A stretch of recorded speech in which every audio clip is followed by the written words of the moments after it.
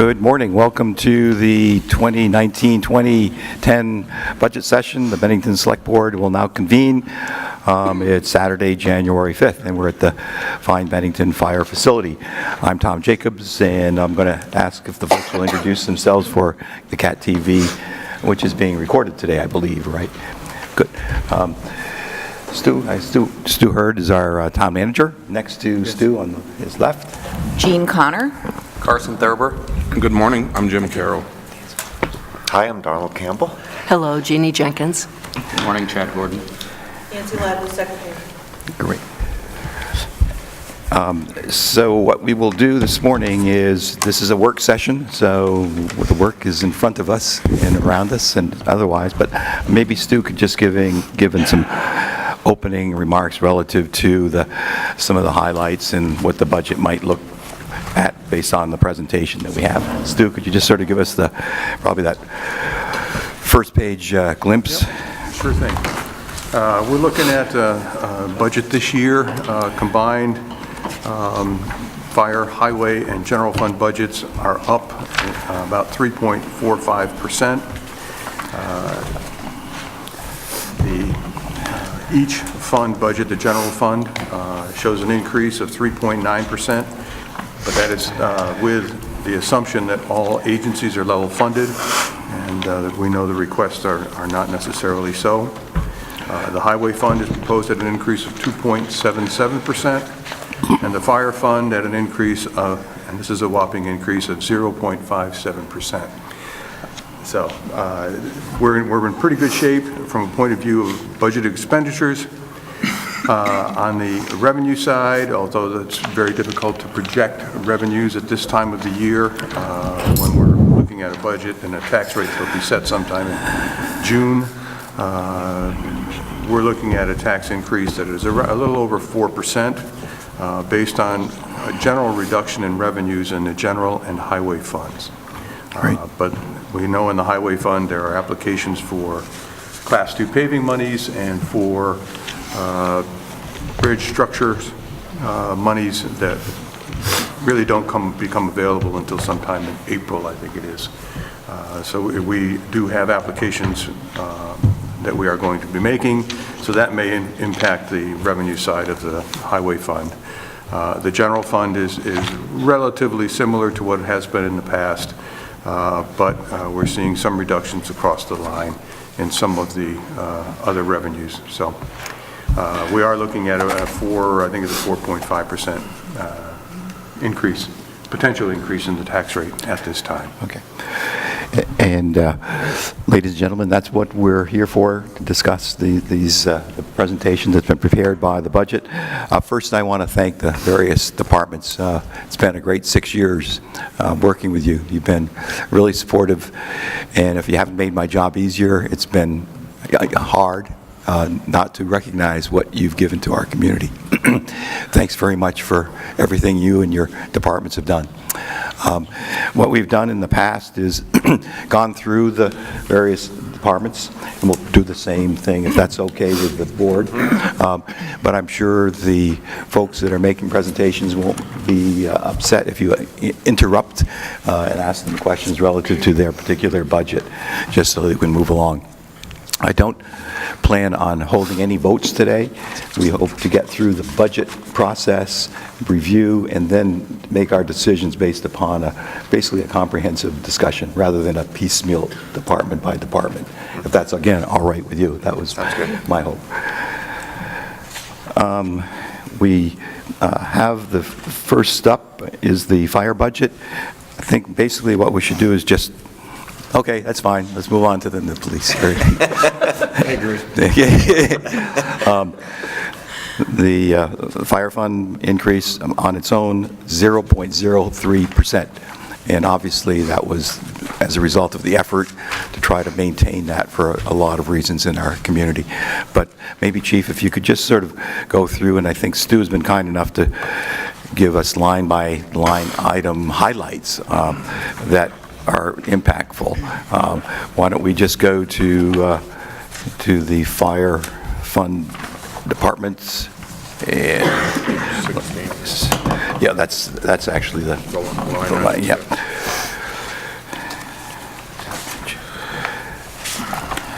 come I looked at this earlier? Okay, on page it's a eight. page 8. Page eight, Yeah, yeah. yeah, thanks.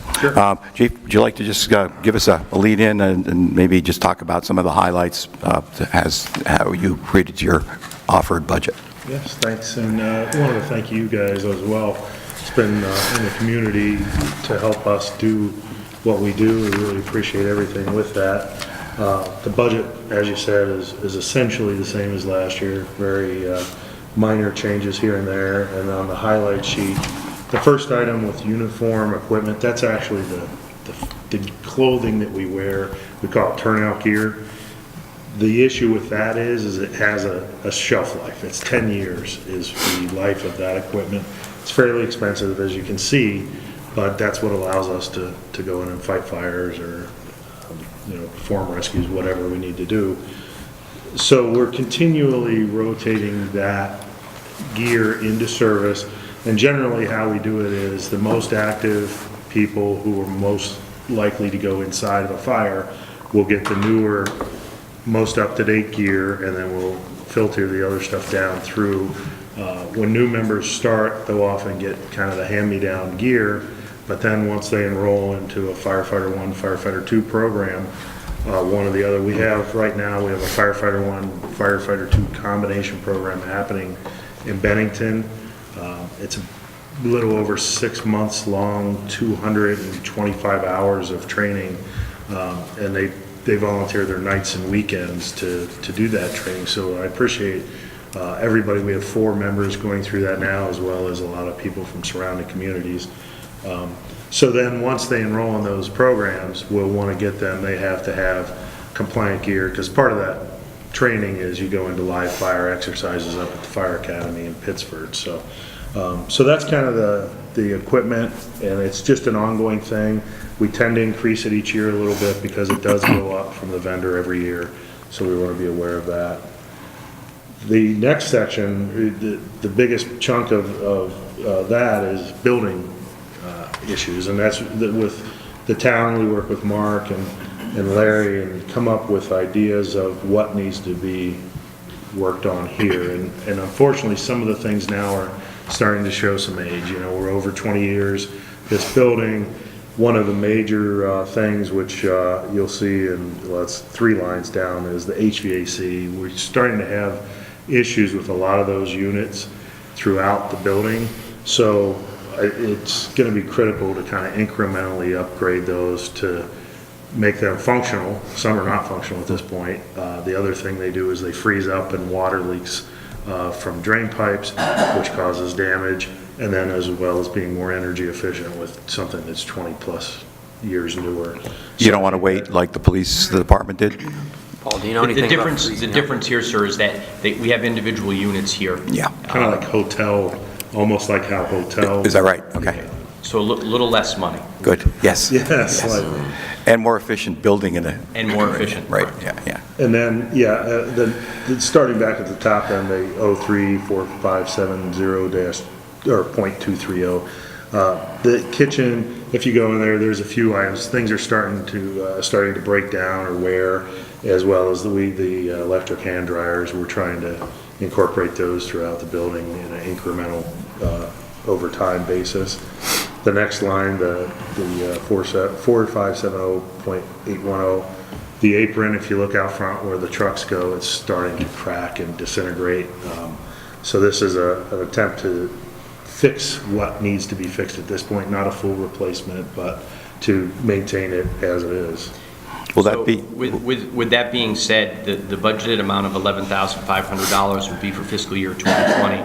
Our conversations with the town manager, Larry McLeod, Mark Sawyer, and RJ Jolly, we currently have in fiscal year 2019 the same amount of money. This was going to be a 2-phase project. What we've opted to do is towards the end of fiscal year 2019 and start of 2020 is to replace the apron to go along with the River Street project, so that everything is done at one time. It's going to be less expensive for us to do it that way, and it's going to be a way for us to complete the project at one time instead of in 2 phases. That's good. I'm sorry. No, that's good to know. I'm glad to hear that. Okay. Will that be contracted, or will the town? I believe at this point in time, we've talked to RJ, and he feels as though he and his crew can do that, and that's the plan at this point.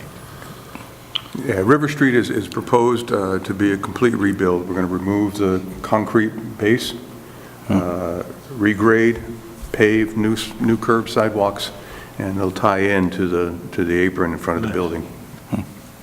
Proper drainage, things like that. Great. Yeah, that's one of the issues that's plagued it, so.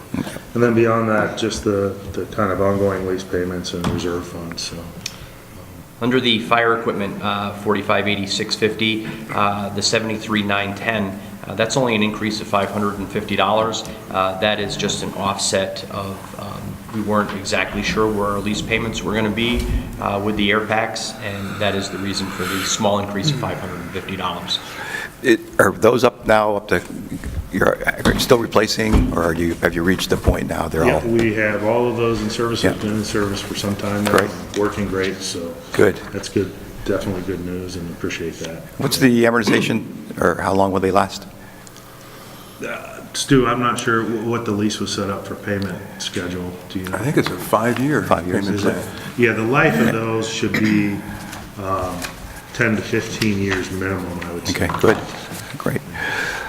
They were long overdue, and that was good that you amortized those, that plan. And the real benefit is, I think, well, it's twofold, but really safety is where I'm at. Why I think a lot of the equipment when we upgrade is, can we do something to make them more safer? Because ultimately, it's going to be a very hazardous situation no matter what. So anything that we can do to make firefighters safer, I want to do that, yeah. Great, Chief.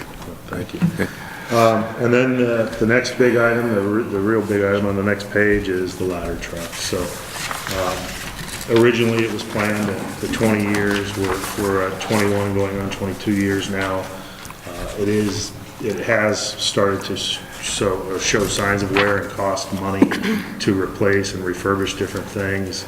I think it's time to look at replacement for the ladder truck that we have, and Stuart outlined it. It really is now a vote to approve the process, but it will be a year plus in the making before that actually will be delivered.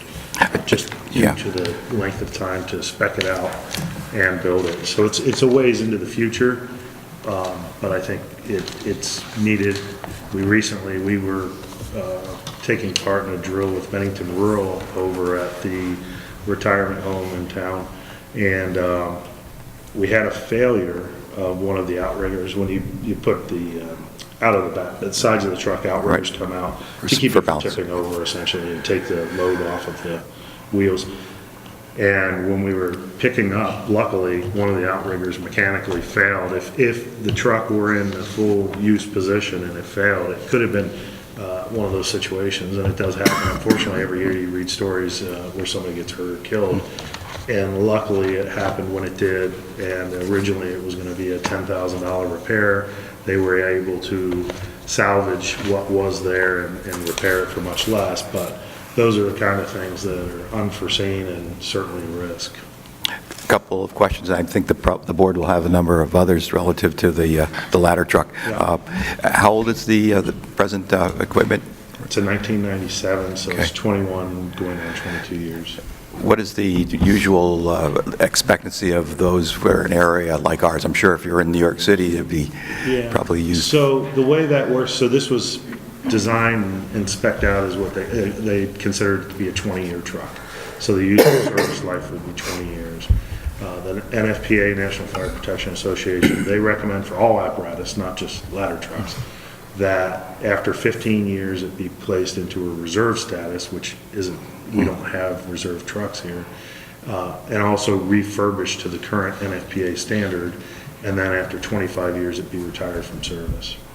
Has there been continuing refurbishment or updating of the Yes. equipment? So we've had the outrigger problem more recently. In the last year, we've had issues with the pump. Items are starting to corrode and become an issue with the pump. We've had the cables replaced on the actual aerial ladder, which were $10,000 to $15,000 for that. We've had other outrigger issues with rust, corrosion,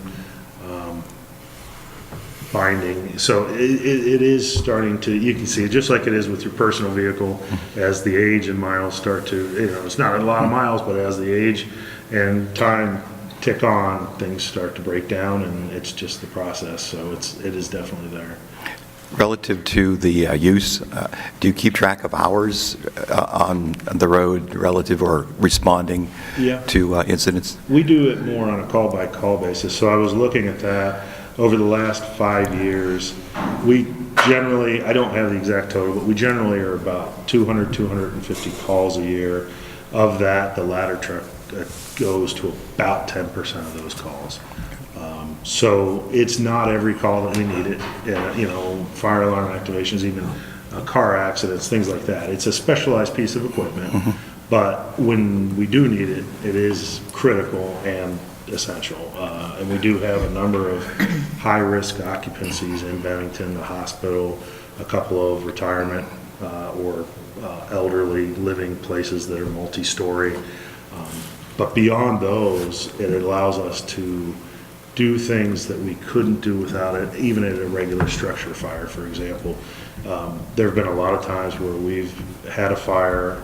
It's difficult to gain control of the fire due to where it's located in the building. Maybe it's something we can't get in to fight the fire where we would like to because it's not safe.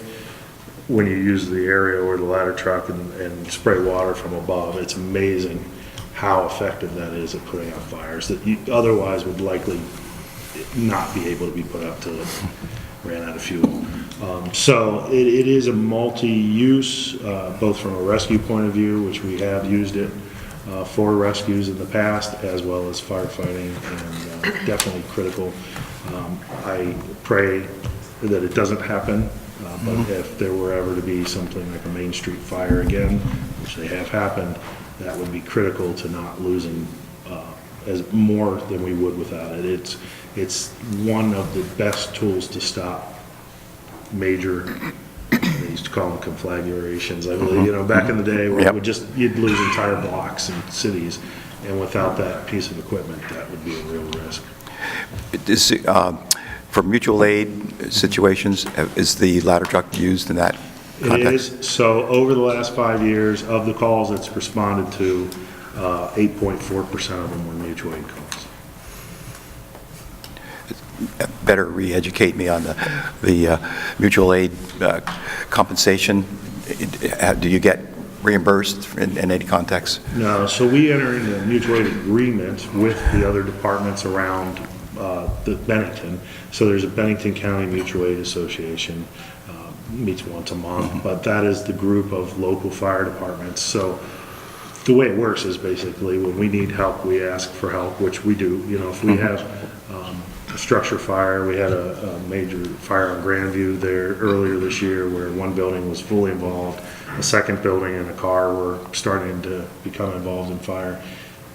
You need more people. You go through multiple sets of people over time going in to try to fight the fire, and they just can't continue to go, and it's not safe or healthy, for their well-being. So you need that. So we call for mutual aid. At that call, I called for multiple departments to help us, and then the same goes. So if we need help, we call for them. If they need help, they call for us. So that's how it But works. you have the ladder truck, which is probably one of the more unique pieces in this area anyway. Like Bennington Rural doesn't have a ladder truck, do they? No, they do a lot of extrication, automobile extrication. So we've had some accidents where we've called for them mutual aid for that. We luckily don't have as many in town, but we do have some where we've required extrication. But them with highways and Woodford, they do a lot of extrication. So that's I would consider that to be a specialty of theirs. North Bennington does cold or water rescue. So if that's ever needed, that's where we'd call for them. Got it. And then certainly if we ever had a major fire, I'd see where we could call Manchester. We also work sometimes with Hoosick Falls, so their ladder truck could come as well if needed for additional. Is it Wilmington and Williamstown? Are they the other communities that have ladder trucks? Ball St. Dover, Manchester. The closest ones here are Manchester and Hoosick Falls. Okay. Is their equipment from what you can remember? Is that as old as ours? Hoosick Falls is quite a bit older. Really? It's definitely aged. Yeah. Manchester's is newer. Okay. Other folks, questions on this area, particularly probably the ladder truck discussion? Is there, go ahead. I guess I also was interested in the cost sharing. So are you saying that each community that's in the cooperative or the mutual agreement yeah. basically has a piece of equipment that's equally priced so that?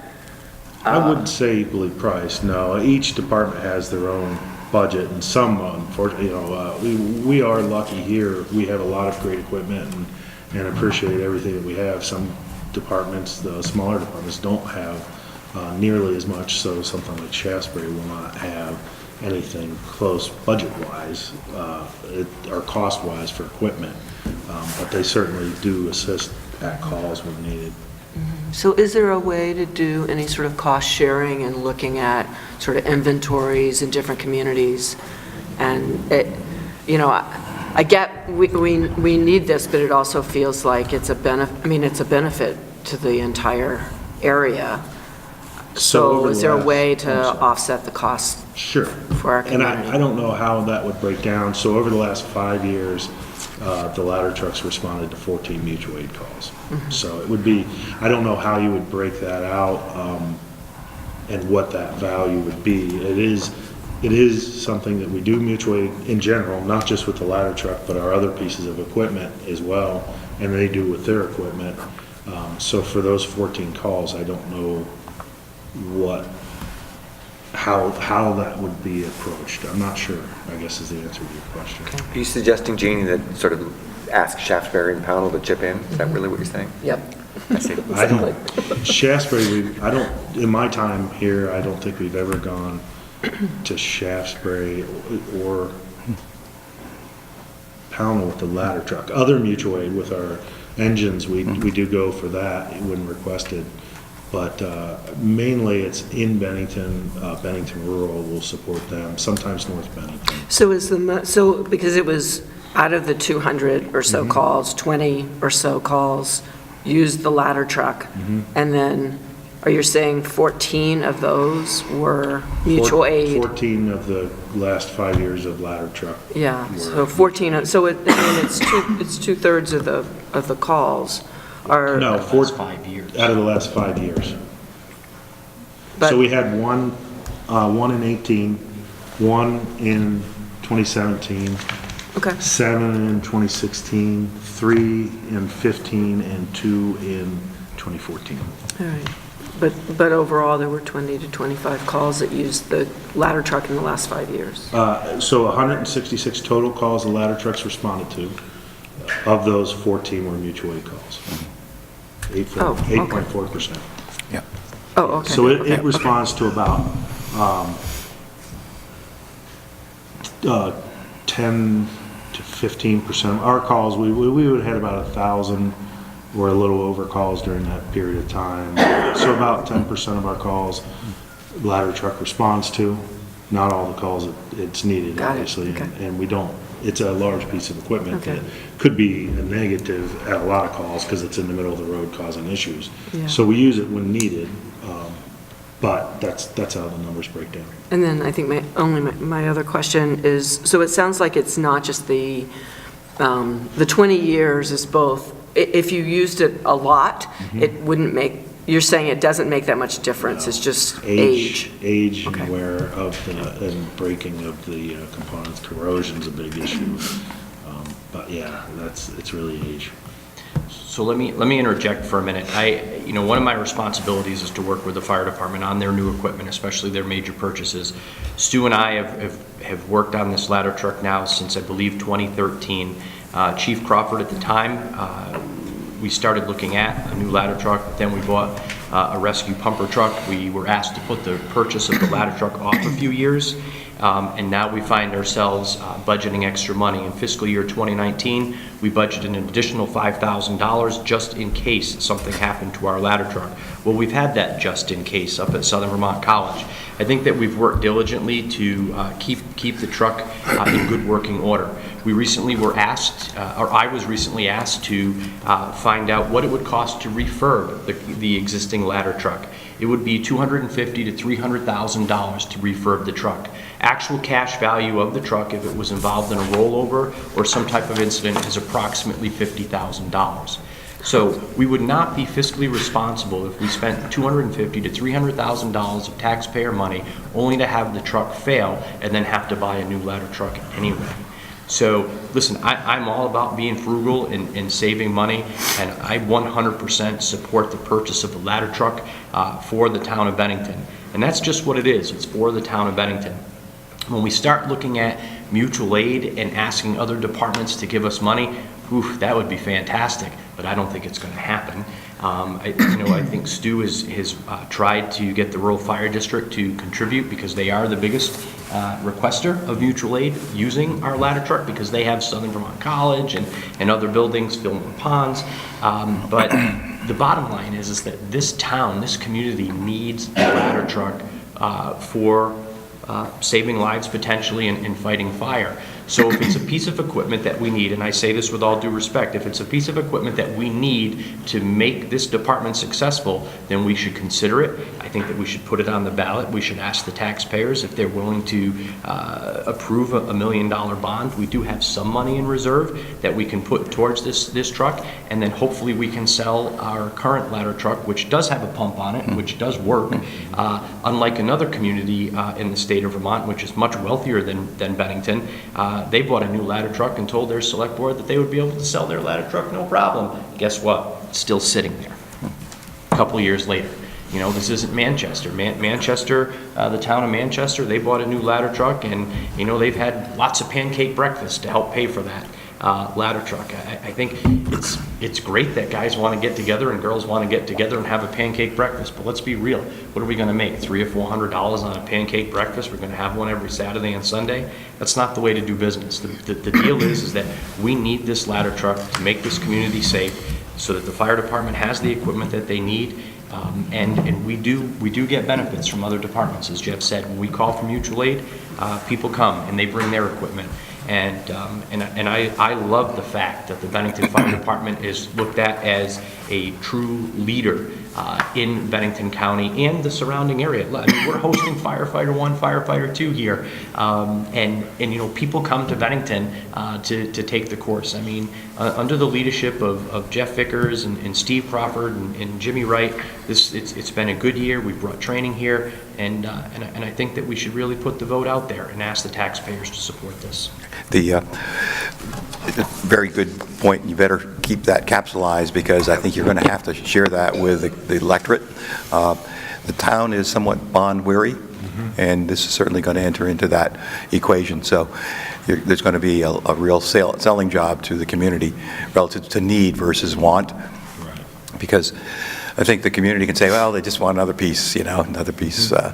And your demonstration today, you know, is helpful in that context. Also, is there an insurance benefit or issue relative to maintaining the equipment? Because there must be some kind of if you have a piece of equipment that is responsive or can be used, our insurance premiums must reflect that in some context. Correct. They do a ISO rating every 5 or 10 years. I'm not sure exactly what it is, but they take into account all of your equipment.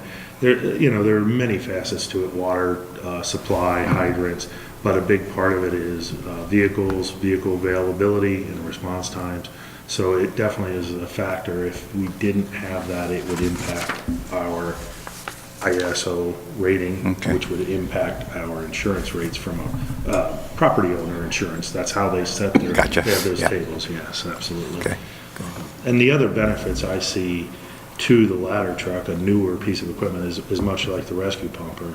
And the same thing with your personal vehicles is you look at the way they've changed from a safety point of view with traction control, anti-lock brakes, airbags, rollover. They have all of that now on fire trucks. This certainly doesn't have that. You know, the safety has come a long, long way with vehicles. Fuel efficient, less emissions, you know, everything about them, it mimics and follows what other vehicles do, and they are better in that regard.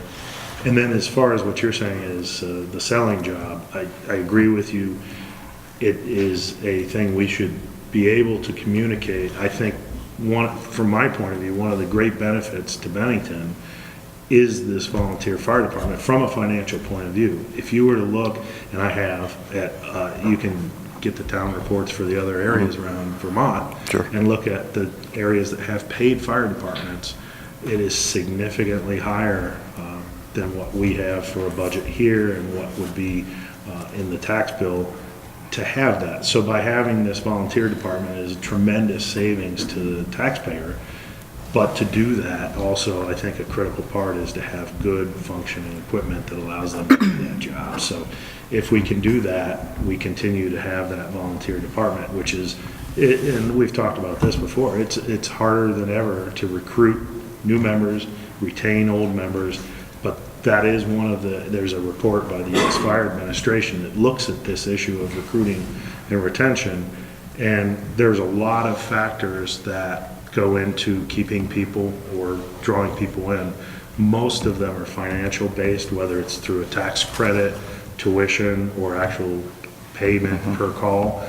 There's only one item on their list that isn't directly financially beneficial to the firefighter, and that's the routine purchase of new apparatus to make them able to do their job and have pride in that equipment. So it is a factor that's been cited from the U.S. Fire Administration as well. And I think locally too, if you take a look just down in Adams, Massachusetts, it was on the news yesterday and again this morning. Adams, Massachusetts is considering a paid fire chief as well as a paid firefighter because so many people work. Your employer is not allowing you to leave work anymore, and they have people that are working out of town just like we do here. And I think it's important that we remember that we're not paying salaries. Wilmington, Vermont, just over the mountain, they have a paid fire chief. There's a lot of communities going to paid status. I mean, I look at the Bennington Rescue Squad. I mean, people helping people in your hometown, and that's a paid organization now because they were lacking volunteers. We're not lacking volunteers here. We've got a great group of people who come out when the tone goes in, they respond, they've got the equipment, and they do their job. And, it's thankless sometimes, let's be honest. But at the same time, those are things that people in this community need to think about is, what if volunteers didn't volunteer?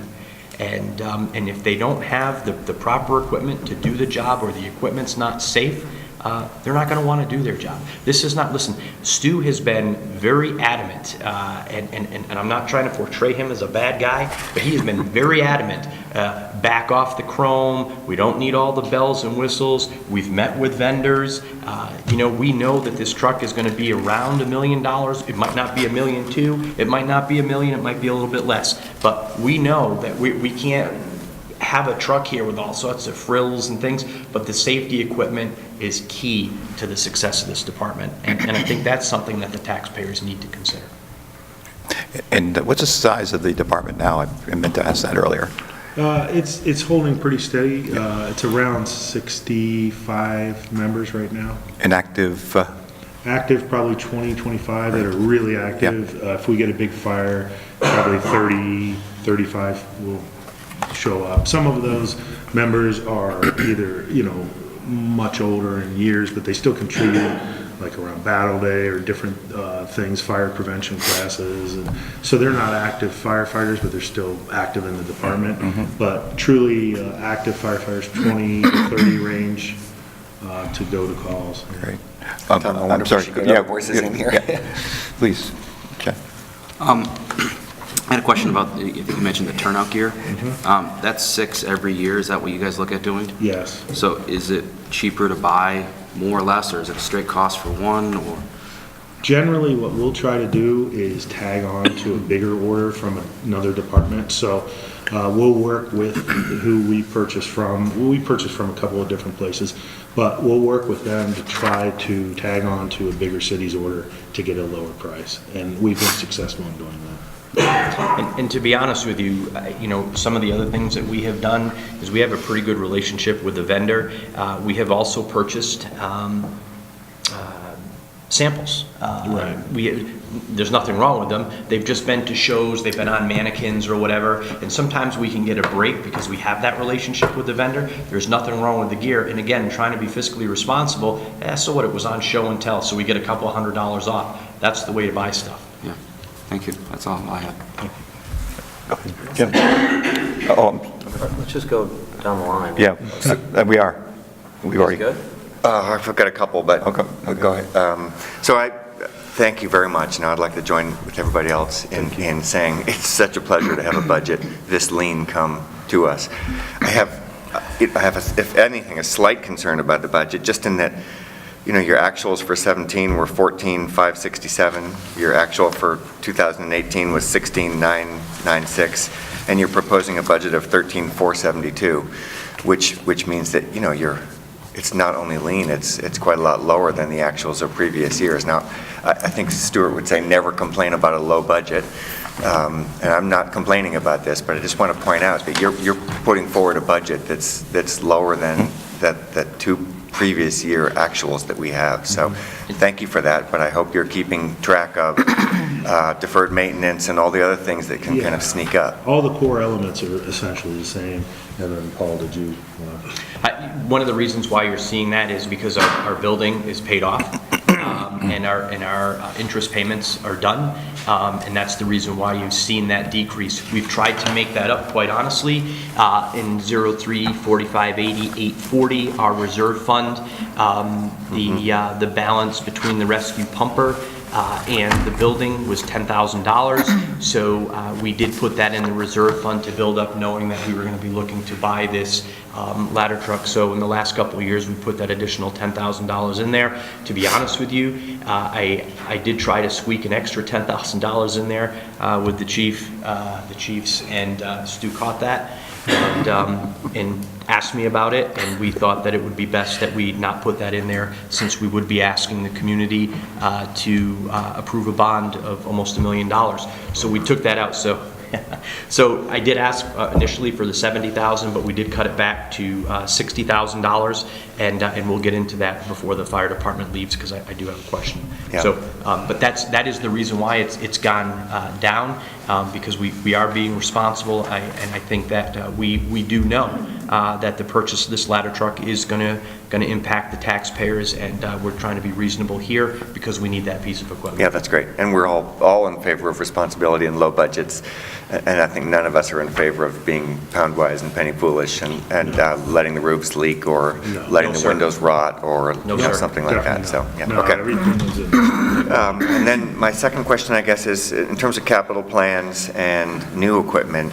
So if we take as a given that we do need this ladder truck, you know, good question about mutual aid, excellent question about insurance rates. I think we're going to have to make that case to the voting public, and we'll do that in the spring. But what comes next in terms of big expenses and timing of big expenses? So it is a complicated situation now because the ladder truck has slipped somewhat to the right.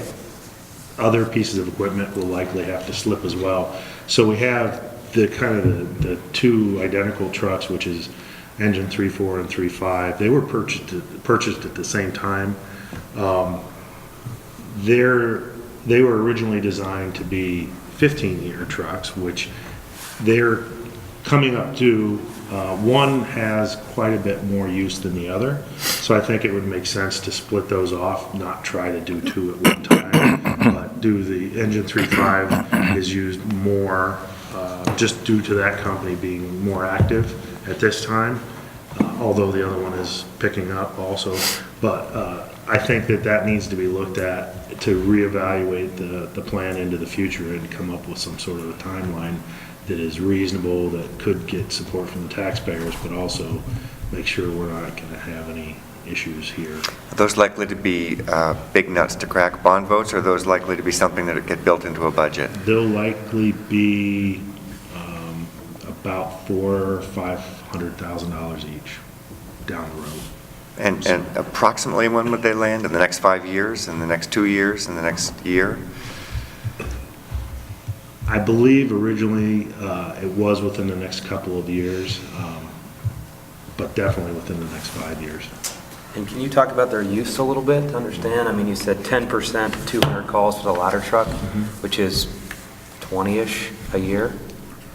Correct. So how, those trucks are going to 200 of those calls or 180 of those calls? It's a I mean, they're- mix. So the way it works, so we have, Sorry to interrupt, but just No, you're the not. volume of But this those is the that we're discussion, by years the way, out, guys. I mean, it's, if you had to pick ladder versus engine, I think Right. I know where you should land, but yeah, so what it is now, the way it works is we have 4 companies. So it used to be the 4 separate firehouses around town combined in this building. We still have 4 unique companies from those 4 firehouses. So each one has a piece of apparatus. So we have we have the rescue pumper, the ladder truck, and then 2 engines that are other companies. So each one of those belongs to that.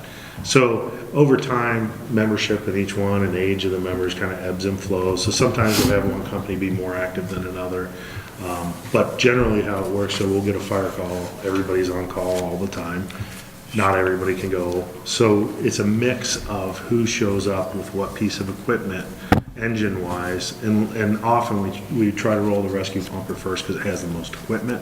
And we have drivers from multiple companies that can drive that piece of apparatus.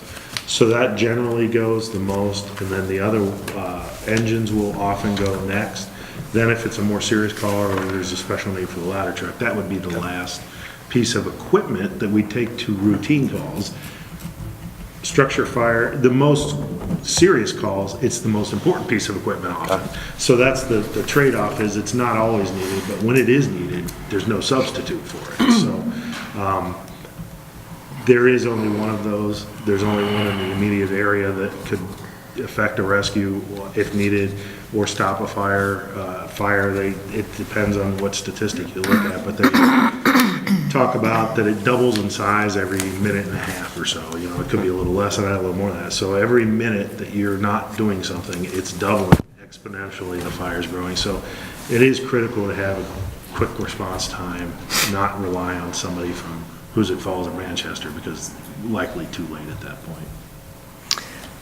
So thank you for asking that, Carson. I guess my last thought, and this is not to you really so much, Stuart, as maybe to you or to the rest of the board, but you know, to the extent that we can not leave these big expenses landing on taxpayers' lap all at once, I think we should. And so transfers to reserve funds are critical and really continue, you know, we've thought about this in other departments, but sort of depreciation and replacement plans, especially if we've got $1 million truck coming up this year and 2 $500,000 trucks coming up in the next year or two, you know, that's not the best way for us to be doing this. You know, I know that we want to keep tax rates down. I know that we don't want to waste money, but if we can feather these things out over 15 to 20 years, the taxpayers won't have to do bond votes on them.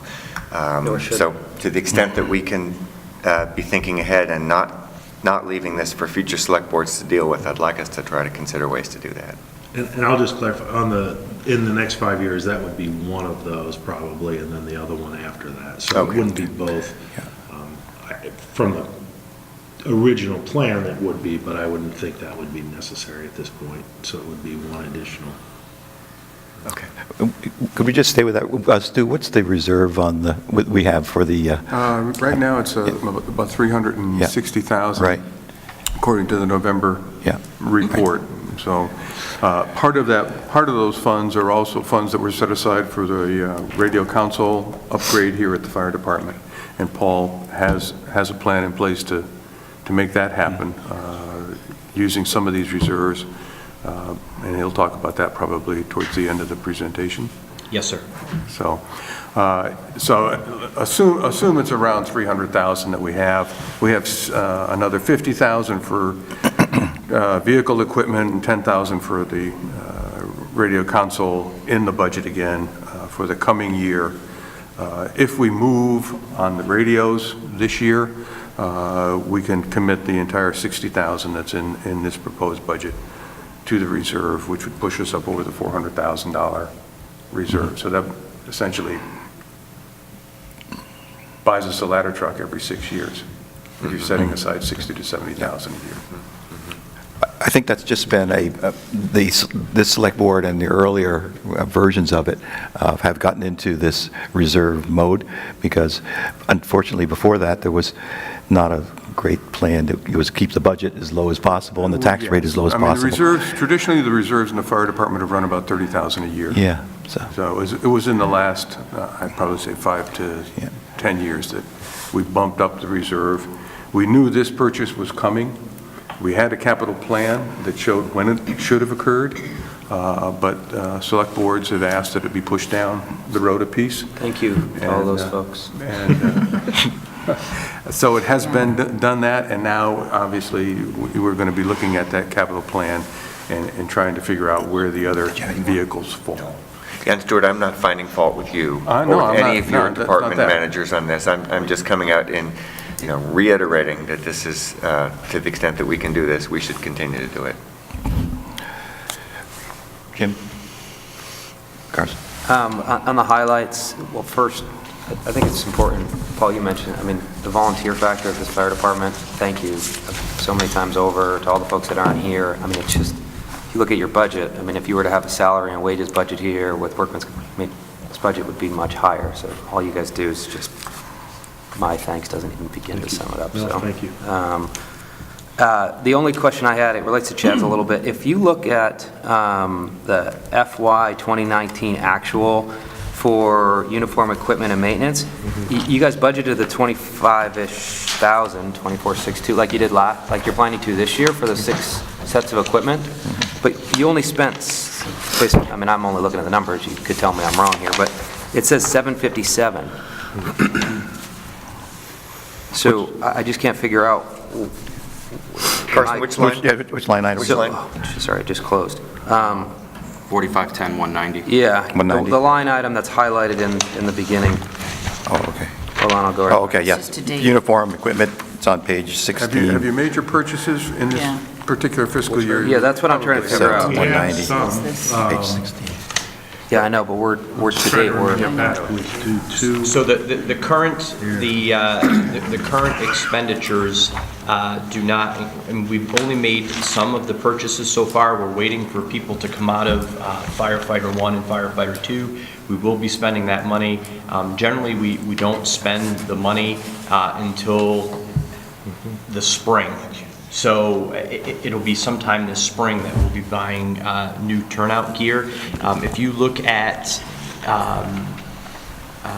the equipment and maintenance in fiscal year 2018, we spent $22,726. yep, I see that loud and clear. What was making me nervous, though, is you have 757, we're towards the tail end, so where did the money go that was budgeted at 24,620?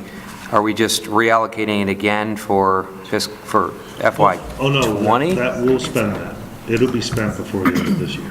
Yeah, what you're seeing there, Carson, is through the end of October. That P4 up top is through period, the 4th month of the fiscal So year. before this spring and summer, before July, that will be spent. And Okay. we have people, so we evaluate, we have a running list of everybody, where their gear's at, what the age is, inspect the condition of Yep. it. So that, yes, no, that would be something that would. So be- how many sets do you still plan to buy, what would be this year? And then you're telling us another 6 for next year, and you have about 25 active folks. So, I mean, I love the fact your budget is almost flat. I just didn't know if there's an opportunity here, if we're running a quarter or so, whatever we have left in this fiscal year. Right. So 757, you still have a lot of bandwidth to get to $24,620. You have like Right. So $24,000 to go. Each set of gear is, I mean, you could do the math there, but they're fairly expensive, multiple thousands of dollars. Now, a part of the factor is you have the clothes itself, then you have a helmet, you have gloves, you have a Yep. hood, you have boots. So depending on the mix, it can change from person to person what they need and require. But there's a number of new members that would require gear that will purchase this year. And is it likely in 2021, we're going to see 25, I mean, you're consistently going around that $20,000 to $25,000 number, but you bumped significantly up from a couple years ago? if you look back on actual FY '17, Yeah. it was 11,000, and then it doubled, and then it kind of flatlined a little bit here for a few years. Yeah. So it just seems like at some point, is it just planned, you guys are going to get 6 sets a year? or Well, just- is there- that's typically, so I think the issue is we were running into problems where we didn't have enough current gear. Yep. A lot of the stuff we had was legacy gear that was expiring. And then the other issue is and hopefully we're successful, is recruiting new members. So we do need to outfit them as they come on board as well. And there would be a mix of those 6 sets of gear would be probably split. 3 for people that have been around, 3 that are new Newbies. firefighters or that are coming on about. But that's some of it's a little bit of a guessing game. We may not get as many one year, we might get more another year. So it is kind of a bit of a guessing game. At the end, though, when it's done, if we have additional money left, what we'll look at then is the condition of people's gear, even if it isn't necessarily past the 10-year expiration. Sometimes it doesn't make it that long, Okay. Especially like gloves. Sometimes the pants, the knees get worn out, people damage things. So we'll look at the condition of that and determine beyond just the core replacement of the gear for new people or aged gear is what can we replace to make it better beyond that. So that's how we typically, towards the end, if we have money left, we look to spend it where, not frivolously, not unnecessarily so, but if it is truly needed on those things as well. And the idea could be reserve funding equipment dollars too, so all of a sudden you don't have 6 sets needed, budget for it. I just don't want to see that line item there. When I just caught the 757 versus the 24, it made me wonder, you said you were at 25 active or so people if you get 6 sets. Just trying to make the numbers work a little bit in my mind. I think too, so there's another component to this. So there is, and really, it's probably more like people with gear that have the potential to come to college. 25 is like the really active that show up a lot. There's more than that have gear and do show up beyond that. So probably like 35 to 40 will have gear. Okay. And then beyond that, ideally, and we're not there, but if there is ever the situation where you can have we call them Class A interior firefighter, have 2 sets of gear, even though it's extremely expensive, that would be the ideal situation, because 2 parts to that. One is if they go into a structure fire, it's critical that you wash the gear immediately after the fire. It's full of toxins. There's an increased rate of cancer among firefighters. A lot of it has to do with those chemicals, and it stays embedded in the gear next to their skin. So you have to wash the gear. So when you wash the gear, it's out of service. So if we have a structure fire now, a bunch of guys go into the fire, they're washing their gear.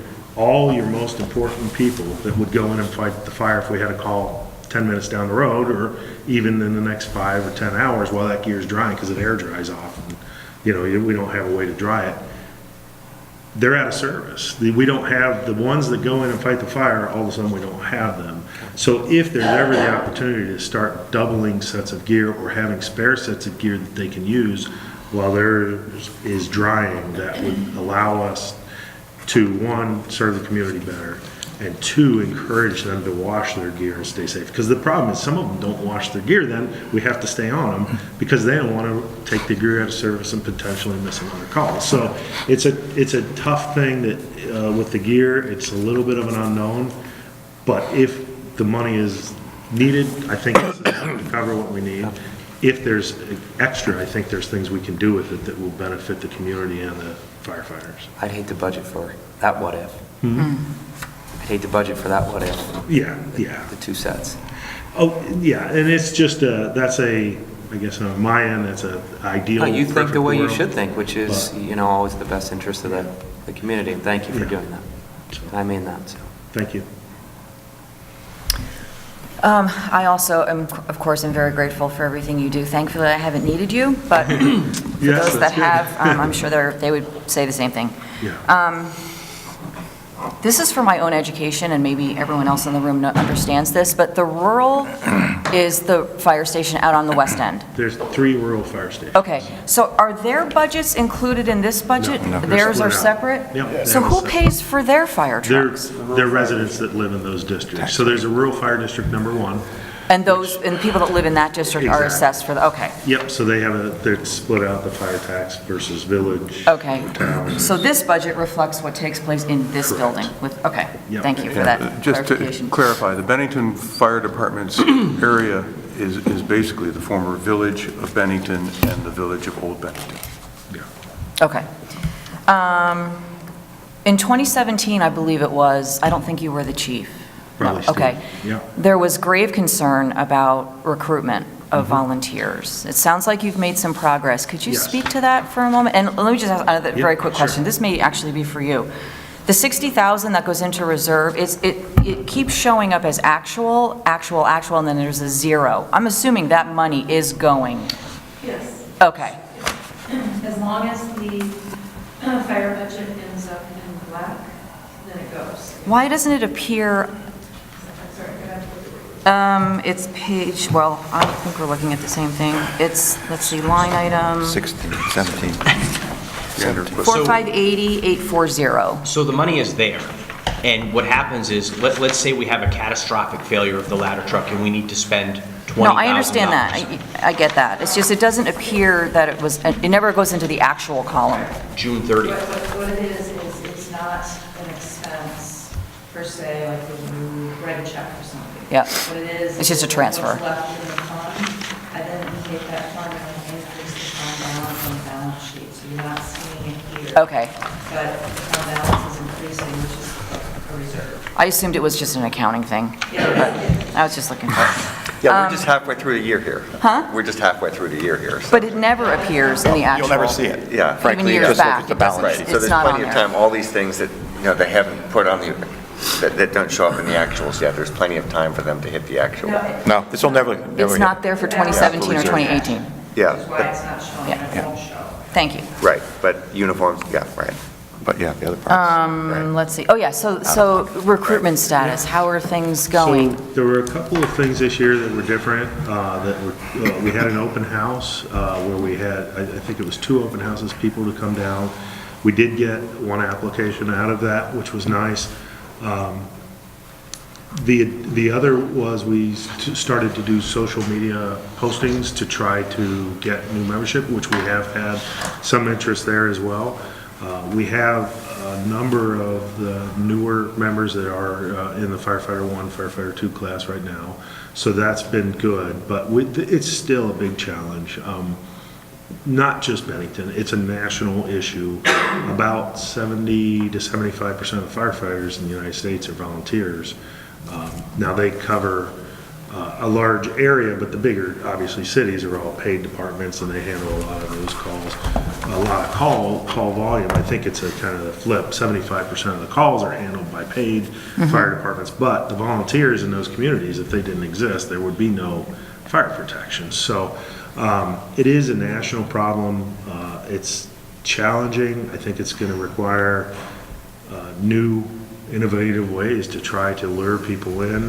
We've kind of talked about this a couple of years ago when I sat here, is maybe it does require some sort of incentive down the road, because there's no real other choice except for paid fire departments, which would cost even more money. So I don't know the answer, but I think it's something that needs to be worked on, both from the town and select board and then the fire department working together to come up with what can we do to make sure the fire department's strong, for years to come. I'm sure the training that you're speaking to does not come cheap.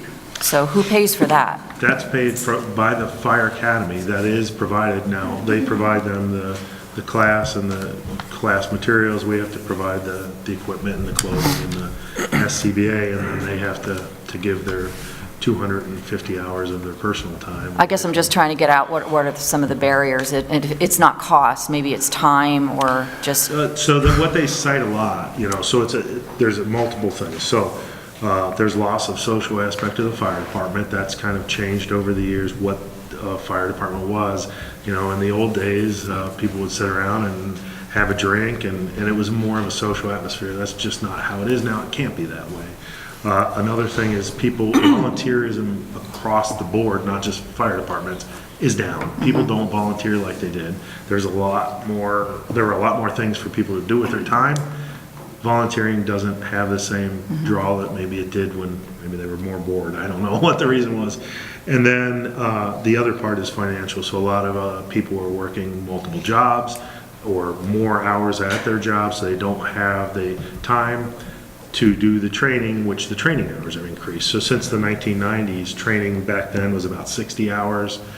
Could be taken in modules. Now it's up to 250. I mean, they basically go for 6 months, and they go for 4 hours, like from 6 o'clock to 10 o'clock on one day a week, and then a weekend a month or 2 weekends a month, full days of training. So it's a big commitment. It's a long process for somebody that's working a full-time job and has a family and everything else to give up that time. So it's not a cost to the firefighter, it's a cost of their time. I guess, really. Okay. That's the big barrier. The only other thing I'll offer is, you'd mentioned pancake breakfasts. I've been known to frequent pancake breakfasts, and they're a great opportunity to not only raise money, because they really don't raise a lot of money, but it's a great opportunity to educate and bring people in. And I also remember watching a demonstration. It was a what's it called? You intentionally set a fire and then fight the fire, and you can go and watch. It was really cool. Yeah. So anyway, those are things that people might get excited about. Yeah. No, I like that. Yeah. Yeah, Thank you. it was over on, like by Walmart, across the street from Walmart. Okay. It was a long, long, long time ago, but. One of the exciting things that's happening that I just want to share with the board is, unfortunately, with the chiefs working during the day, I go to some of these meetings and then report back. One of the great things that's happening right now is the state of Vermont realizes that not everybody has 250 hours to put in. They're creating a course for firefighters that's now going to be a 60-hour course. It's going to be exterior firefighting only. So you can be on the fire ground, because if you're not trained, you're not on the fire ground. These guys are great about that, so that no one gets hurt. But they are creating a course through the Vermont Fire Academy that's going to allow people to do the 60 hours of training and be able to fight fire from the outside. You always need people on the hose outside, not just inside. And car fires and things like that, and then building off of that. So they are going to bring that back.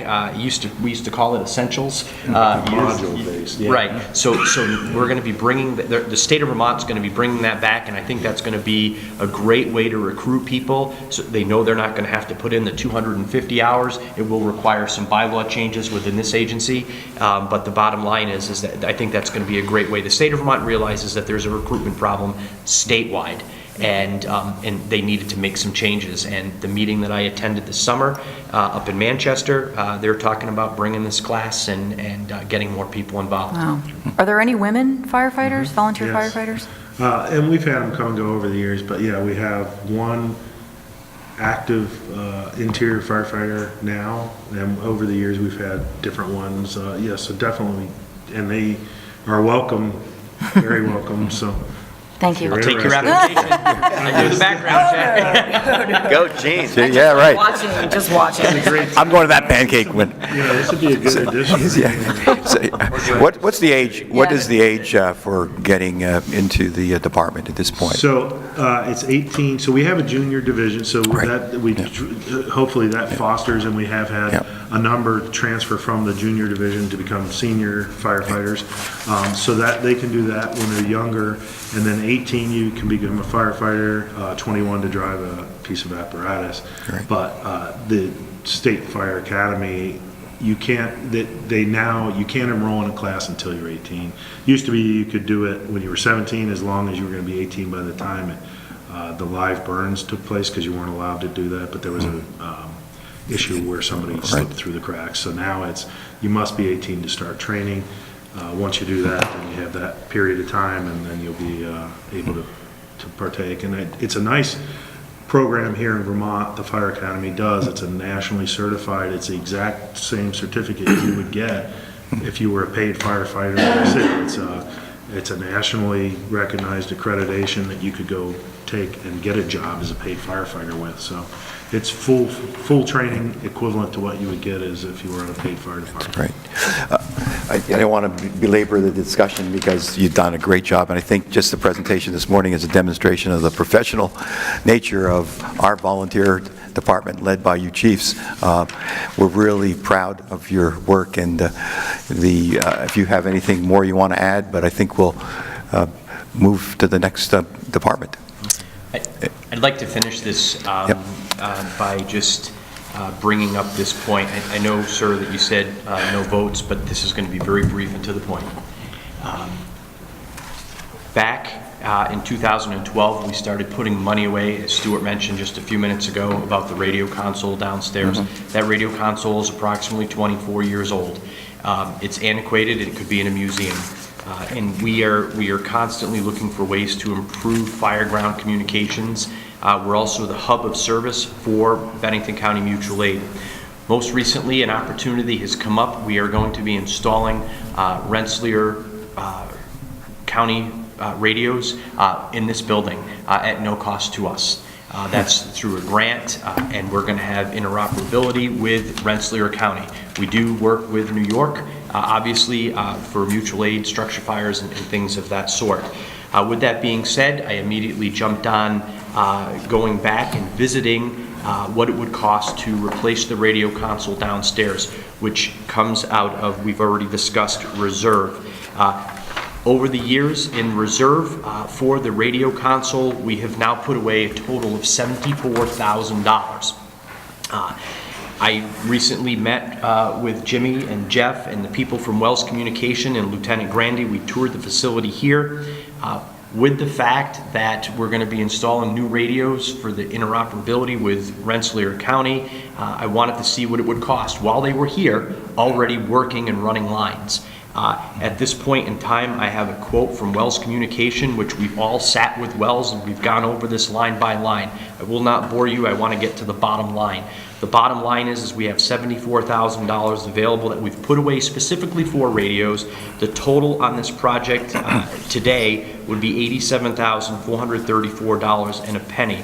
It could be a little bit less than that. The man hours are estimated not to exceed. This project cannot exceed $87,434. The other piece of this is, because I did not make copies of this for all of you, one of the lines in here, which the fire department is well aware of and supports, is $3,500 that would upgrade the 2 consoles currently at the Bennington Police Department so that the 3 consoles would be able to communicate with one another. It's a software and hardware upgrade totaling $3,500. So I would be looking for the board to approve the expenditure out of the reserve for $87,434 and a penny. Again, not to exceed. It could be less than that.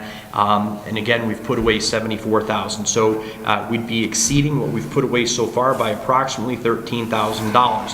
So what does that do in quick math time here? By June 30th of 2020, with the money that we currently have budgeted to go into reserve, barring that we don't have any overagers, when it comes time to buy one of those new pumper trucks, for example, potentially we could have $420,876 available, as long as I did the math properly. So I am asking the board to approve us moving forward with this. This quote is good for 1 month, and again, we're going to be getting those radios installed for Rensselaer County. This is an excellent opportunity to move forward and replace the console downstairs. It's win-win for the police department as well, because now we can send a dispatcher over here in case we have to vacate the police department. We have full radio communications here, and at the same time, down the road, we're talking about putting up an antenna that would allow direct line to site communication, and all 3 consoles will communicate with one another, so that if we had a critical incident, we could actually put a police dispatcher here in this building. This is a backup facility for us right now. Some of our dispatchers have come over and looked at this equipment, we'll call it, downstairs, and it's all these push buttons. It's not computer automated like they're used to, and I think that the equipment needs to be consistent. This also includes training, and my dispatchers can come over and train the fire dispatchers on the system, and I think that this is a perfect opportunity to move forward with this project, be done with it. We've been talking about this project since 2011, but we had to put money away, and now we are in a position where we can afford this project and actually gain from this because we're going to be getting extra radios and extra equipment. So I would ask that you approve the expenditure of the $87,000. But that's for this year, this budget year, though. Yes, I want to do Yeah. this now. Did I miss So, something? yeah. Did we get a copy of what you're looking? No. I just got this. No. Yeah, because again, I think we have to look at that, and we'll put it in, and if Stu will circulate that, but as I understand it, it's not for 2019-20 budget, it's for 18-19. It's right, current. Yeah, you're just saying, okay, we've got this reserve, We want have it. the money, Yeah. we have the money in the Yeah, reserve, and I okay. would really like to Yeah. move forward with this because it's going to save us money in the long run. Sure, They're yeah, already yeah. going to be here installing equipment. Yeah. And that reserve, just, again, 'cause I guess you're giving this to us right now, too. That reserve, although you're can't- referencing it specific to radios, that reserve is specific to the fire department, which could be reserve funding for future payments to the ladder truck. Absolutely. Could be, the HVAC To system. general. We're hearing it in the context of, it would be great to be used for the radios, which I'm not disagreeing. I don't know what's down there, but if it's dinosaur equipment, then Yeah, this is it's a good not opportunity. serviceable. I'm not downplaying that, but that reserve could be used for anything. No, let's be clear on this. We have put away $74,000 for radios. Specific to that Specifically account. for radios to Right. that account. With the. So earmark. radio-specific reserve. It's at $74,000. The And- amount of money is specific to the radio, but it was put into the general reserve account. Starred radios. Right. Chad? Can we put this on the agenda for our next Monday Yeah. meeting? Why don't we do that? Okay. Yeah, so it's, So then it'll be part of this. That's all right with you, Stu? That we can just do it? That'd be You January said 14th. quickly, quote, good 30 day. Did I hear you say something like that? 2/6. Yeah, so Yeah. we're good until 2/6. Oh, I thought you said that, but you said. Yeah, we're going to have a meeting on the 14th or whatever it is. 14th, right? Yeah. Yeah, and just to talk about the console downstairs, it is of an age now where they're not producing replacement parts for it. So if things were to fail. Not much trade-in value, huh? Yeah. Is there any No value trade-in without value. speaking to something that maybe, he's sitting in the back, so I just think of it, anything related that, you said if the police station, you couldn't use the radios over there, you'd come here to utilize them. Is there any value, and if Bennington Rescue, they can't use their building, there could be the idea of this system would talk one versus the other? Or Well, the they police speak This, different department- languages? this will talk to the rescue. The new one, Yes. and the old one does It's not. going to mirror what we have at the police department. Everything is going to be the same. sorry. So Go it's ahead. almost a three-way value. Go ahead, Chad. Yeah, just, being naive, not knowing about radio systems, is this anything that, I know RJ's proposed, some communication upgrades, repeaters, is that something that would help that system, or? I haven't had an opportunity to talk to RJ. I'm super excited about this Rensselaer County project. Like, you have no idea how this has all come together very quickly. And realizing that we're just about 13,000 shy. What we've talked about with Wells Communication, and again, RJ's going to hear this for the first time, in the future, we talked about possibly on the side of the building, putting up a 60-foot tower and putting repeaters on that for highway and the Bennington Fire Department, so that communications will improve in this community and in the county. Highway is very important to us. We all witnessed that during Irene and other critical incidents that we've had around town, and I think that their radio operations could be improved as well. Again, this is phase one. We would continue to put money in the reserve so we could put that tower up on this property and move from there, so that we're prepared for the future. That's what this is about. Good. This is really getting out of the budget discussion for this morning. Sorry about that. No, that's all right. You've Just you wanted said- you to understand what the reserve Yeah, was about, yeah. and that this project needs to move forward. You set it up for our regular meeting, and I think it's going to be helpful, and it'll be in our packet. Thanks a lot. Anything else of the chiefs? Hey, thanks very much, guys. Thank you, guys. Appreciate your time. Thank you. We'll take a 10-minute break, okay? Good morning again. We're going to be talking about the police budget. You'll find it, the explanation or the highlights on page 4. And if you actually go to the budget proposal, it's on page 6, if you want to follow along. Turn it over to the chief. Well, good morning. Finishing up with the fire department was definitely positive, and I just want to reiterate that the police department and the fire department does really appreciate the support that we receive from the select board and from the Bennington community. We come to you today with fiscal year 2020 budget. This budget is specific to the police department. Going over some of the highlights that are in the budget under 4100-100. That's really the only increase in that line is the anticipated union contract wages. That the contract negotiations begin relatively soon, and we're hoping to have that in place before the start of the new fiscal year. So that is the slight increase there. As you know, overall, the police budget is up, as the proposed budget is up 2.36%, which I feel, as the chief, is being fiscally responsible. Some of the increases that we're going to see this year under small tools and equipment, 4100-230, is this year we're asking that the desks down in our Office of Bureau and Criminal Investigation be replaced. They are actually literally falling apart, and we've had buildings and grounds in there attempting to fix them, and you know, we've made some minor repairs, and they just need to be replaced. So there is a small increase in that line. Under 4100-483, workers' compensation is going to increase approximately 3.75%. It's actually 3.72% this year. I want to remind all of you that it's not just injuries that we sustain at the Bennington Police Department. Our injuries are down, but we are in a pool throughout the entire state of Vermont. And if there are injuries then in law enforcement, then our rates are affected by that. I will briefly touch on the fact that we have had our tasers, our electronic control devices in play now for approximately a year. We have had several displays and only one deployment, and it was a life-saving deployment. So again, I only bring that up because it was a struggle for me to accept them at first. We accepted them, we purchased them, they're in play, and they have been a great tool and a great asset to the members of the department.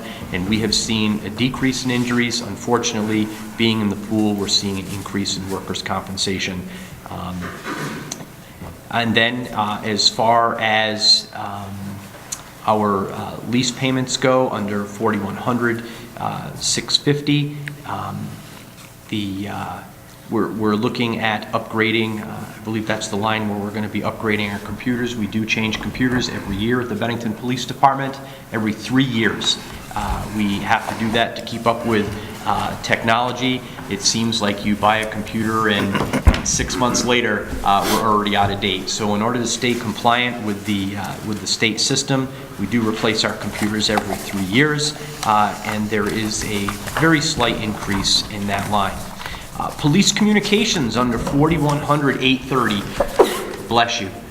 Very excited about this. It is an expense of $10,800, but very excited about this, replacing all of the phone lines at the Bennington Police Department and finally getting up with the times and allowing each individual officer to have their own voicemail. I know that we sit here and we look at each other and you're saying, really, Chief? Yeah, we're still using those pink pads in dispatch. There's only, you have to be a supervisor in order to have voicemail. It's very time consuming for the dispatcher. The dispatcher takes limited information, and at this point, going to new phones and new phone lines, each individual officer will be able to have a login and can have their own voicemail and receive the appropriate information through the voicemail system. So we're very excited about that, and we would hope that you would leave that in there. Then under 4180-830, we talk about this each and every year.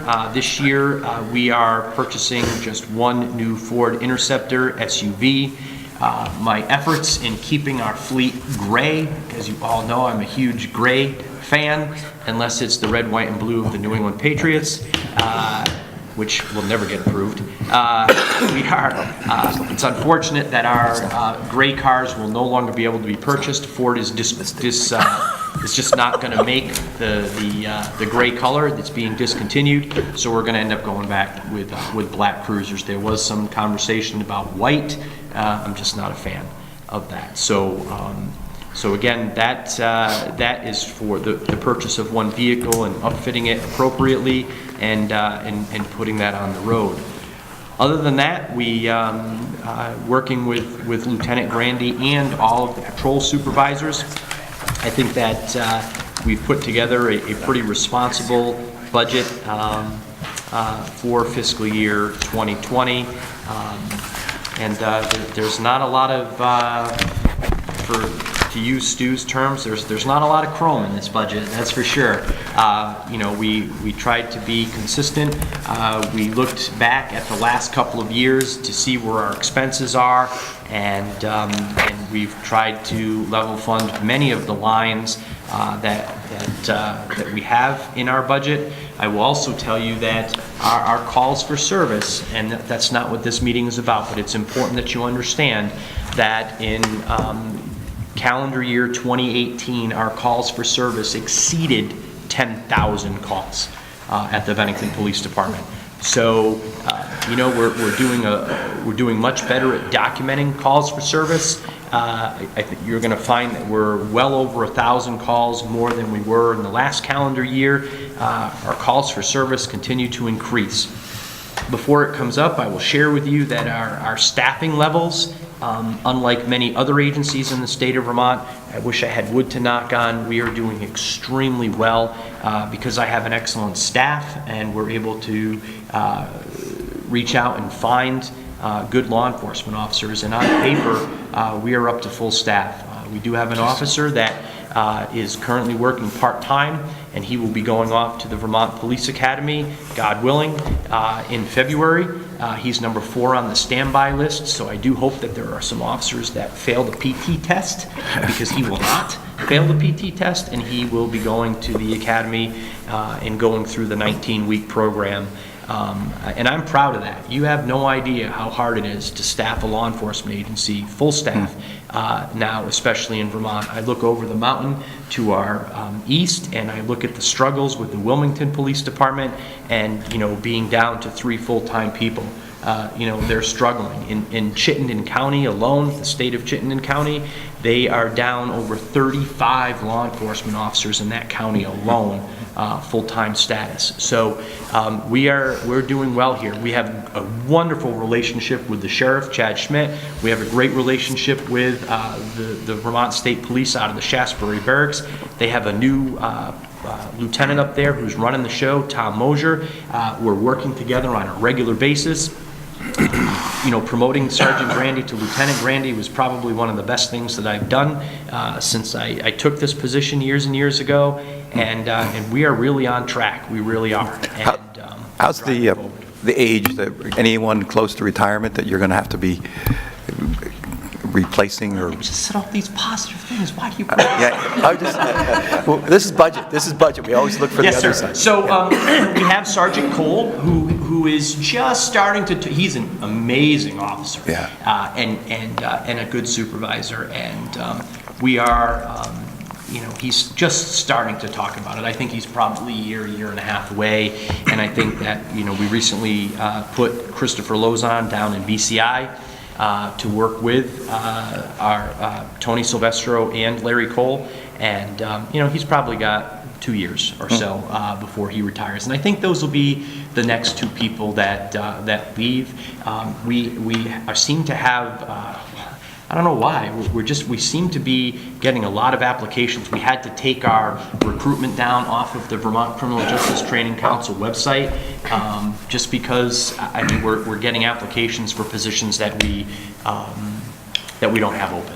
So that's a whole different story than we've heard. Completely different. Yeah. So we're driving forward, and I told all of you when I talked to you about the opiate, when Forrest and I came and spoke to you about the opiate issue, that I was going to ask you for an additional position at the Bennington Police Department in this budget, and I did not do that.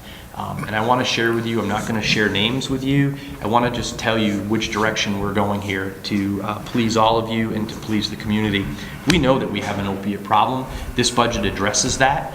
We have entered into a 1-year agreement with the Vermont Army National Guard and the Air Guard. We now have an analyst working out of the Bennington Police Department. The analyst has been there for about 2 weeks and is doing amazing things, taking the information that we're providing to him and making charts and graphs and hot maps, and it's just been an amazing 2 weeks. I'm really, really excited about having this individual. He's out doing drug work with us, not armed, and it's just doing surveillance and doing all sorts of things with us. And that is a position that it's very exciting to all of us that we have this individual. It's also brought training to my agency that we don't have to pay for. And this spring we're going to be working closely with the Vermont Army National Guard. We're going to be doing helicopter training and all sorts of active shooter training, and there's all sorts of great things that are going to happen. And this contract can be extended. It's just a year at this point, and all we're doing is providing this individual with office space and the paper products that he needs to make everything so that our officers are well aware of what's going on in the community, and they can check in the Bureau of Criminal Investigation daily and seeing new information that's coming up, whether it's about burglaries or drugs or stolen vehicles or missing people. So we're very, very excited. That's why that end of the budget did not go up. I didn't want you to think I forgot, because I definitely did not forget. And but we're very excited about this, to have a body at the police department that we're not paying for, and it's almost like a dream come true. I kid you not. So Go ahead. is that a uniformed officer or undercover?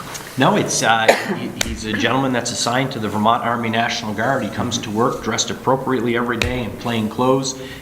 He is able to go out and do surveillance. He's able to take pictures. He's not able to participate in any search warrants or anything like that. He's not an armed individual. He's not a law enforcement officer.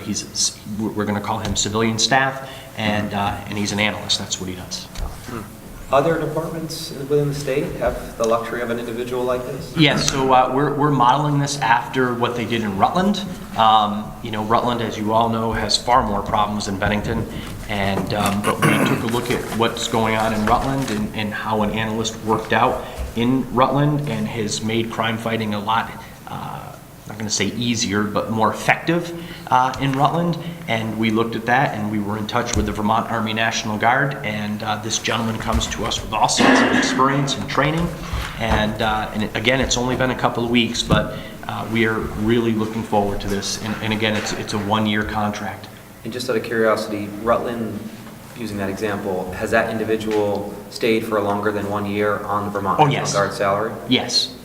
Okay, Yes. so that's just good for us as a point of reference that hopefully we can refrain from needing another person on future budgets if this individual stays. He's specifically focused on the opioid crisis? No, he is focused on any type of crime that we have. Okay. And so it's not just drugs. I mean, I don't want to get too deep into this, but I can tell you that we've been out doing drug work. He comes with equipment too, and he's able to take photographs of things that we're doing from a distance, so that we can document what we're doing, and we'll use that information to put cases together for successful prosecution. So again, very excited about this, and when I told you originally that we were going to be looking for another body, it was because we can't seem to always keep up with the demand. We have other issues, with technology, for example, and just we don't have a computer analysis unit. We have to rely on the state for that. This individual, I just gave him an IP address based on a threat, and within a couple of hours he told me the area that it came from. It didn't even come from the state of Vermont, I mean, this guy's just a wealth of knowledge. He's going to really make things a lot easier for us and make our investigations and prosecutions successful. So maybe at some point when he feels a little more comfortable, perhaps maybe I'll bring him to a select board meeting. At this point in time, he would and the National Guard would rather just embed this person within our agency. And, it's not a secret, we're not hiding it, I'm telling you about it, but I just don't want, we don't need his face in the paper and all that other stuff, because he's going to be doing a lot of work for us. Chief, you mentioned the experience for the workers' comp side of things has been pretty favorable over the last year. And obviously you're in the pool, but is there any particular reason that you can, is it because your force is getting younger and stronger and faster and leaner and... No, I just think that, I think that people are using good judgment. I mean, we've had a couple of injuries. Most of the injuries that are received at the police department are a result of going hands-on and fighting with people. Sergeant Burnham did deploy his taser at the shooting incident down in Pownell to get the individual to drop the firearm that he had, because even though he was shot, he still maintained possession of that. That could have been far worse with the law enforcement officers that were down there, but because of the use of the taser, the individual dropped the firearm. I look at this and I say to myself, we are in a situation where, yes, we have younger people that are more physically fit, that are using good judgment, and we're trying really hard not to go hands-on. Law enforcement has changed. 29 years ago when I came on, you would go hands-on with somebody and you wouldn't even think about it. And we're not beating people with sticks. That's a fallacy.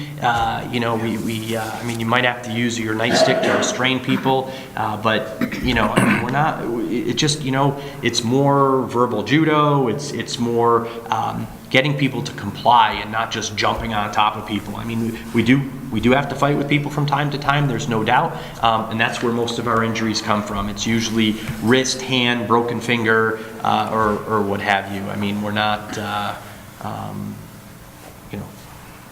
We're doing well. Good. Other folks?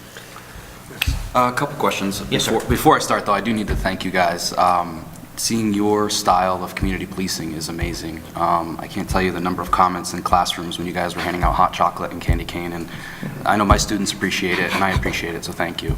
And every day, the work you guys do is amazing. So well, we like it too, because we took the extra candy canes with us. Thank you.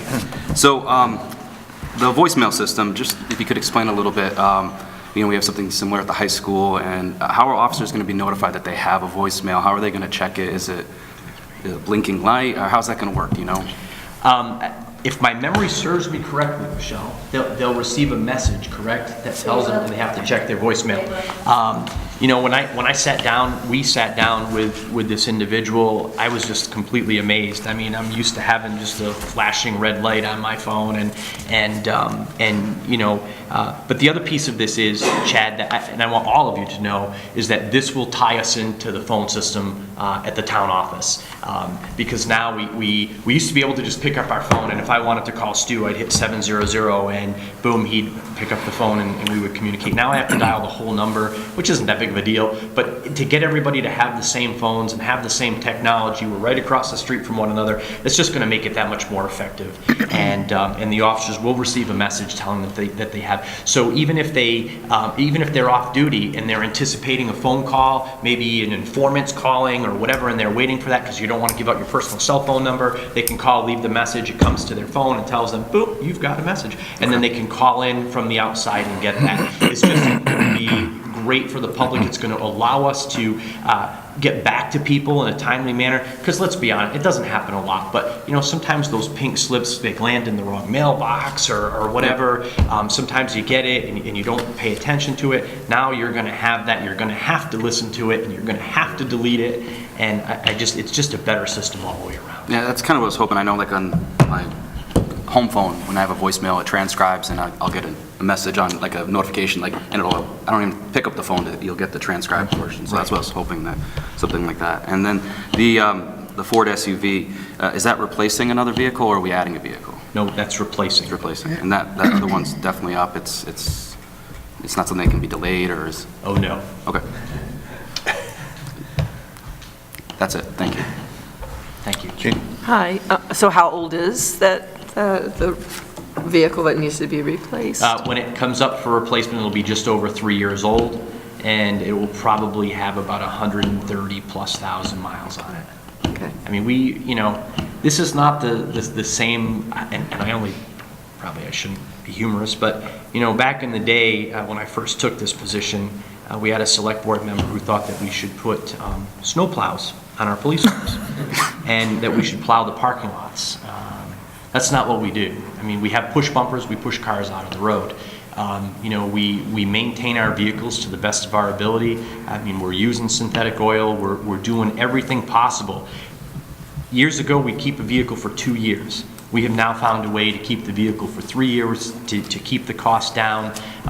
You know, when you look at the price of the vehicle, it's not just the vehicle anymore. You know, they change the insides. We have to install new cages, new consoles, because we keep them for 3 years. I think Ford might have an in with Weston. I'm not really sure, but they change things. Light bars don't fit the same roofs. I mean, it's just, it's craziness, and so that's the real expense here. You know, in upfitting, it's not as simple as just moving equipment from one vehicle to the other. I mean, generally it costs us about $2,500 to $3,000 just to do an equipment transfer.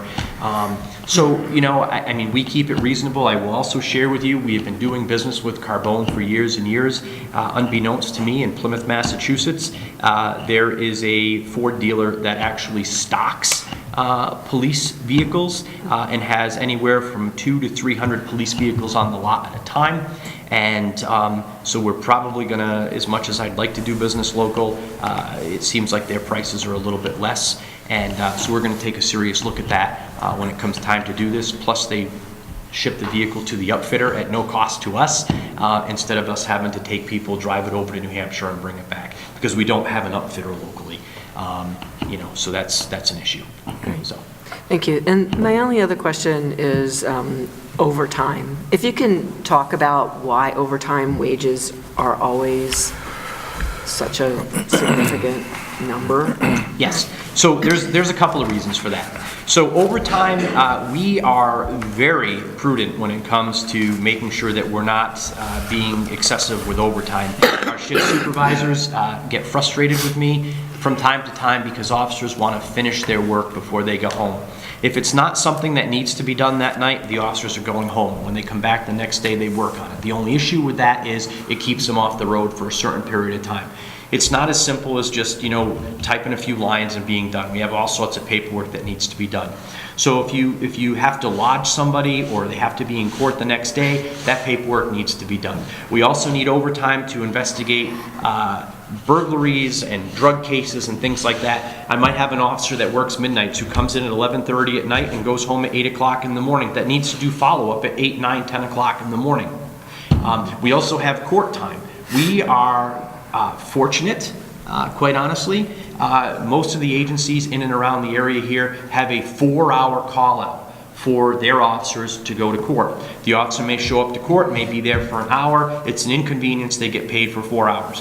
We're lucky, and I've seen the proposals this year. Again, the union is understanding that you know, a 3-hour call-out is sufficient. They're not asking for a change, but I can tell you that every agency around us, the Sheriff's Department, the State Police, Manchester, they're all at a minimum of 4 hours. Because it's inconvenient to drive in, put the uniform on, go to court, and so on and so forth. So it costs money to make that happen. We don't not send our people to court. I mean, we pride ourselves on that. We make sure we have people there timely. So, you know, I mean, all of these things cost money. And in order to do an adequate job and to follow up on criminal investigations and prosecutions, we need to have overtime. It's sometimes we have cases, an officer may develop an informant, for example.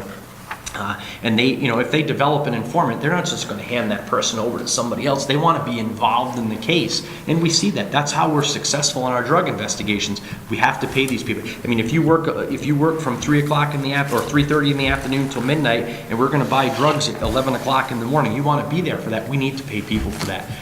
That's the only way we're going to be successful. So we need overtime. So there's no trade-off then in increasing the number of officers in the department?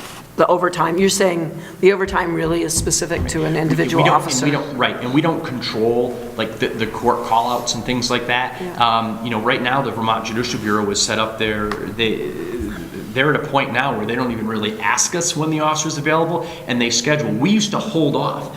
Being good administrators, we'd wait till somebody had 8, 10, 12 tickets, for example, backed up. before we'd allow them to go to traffic court.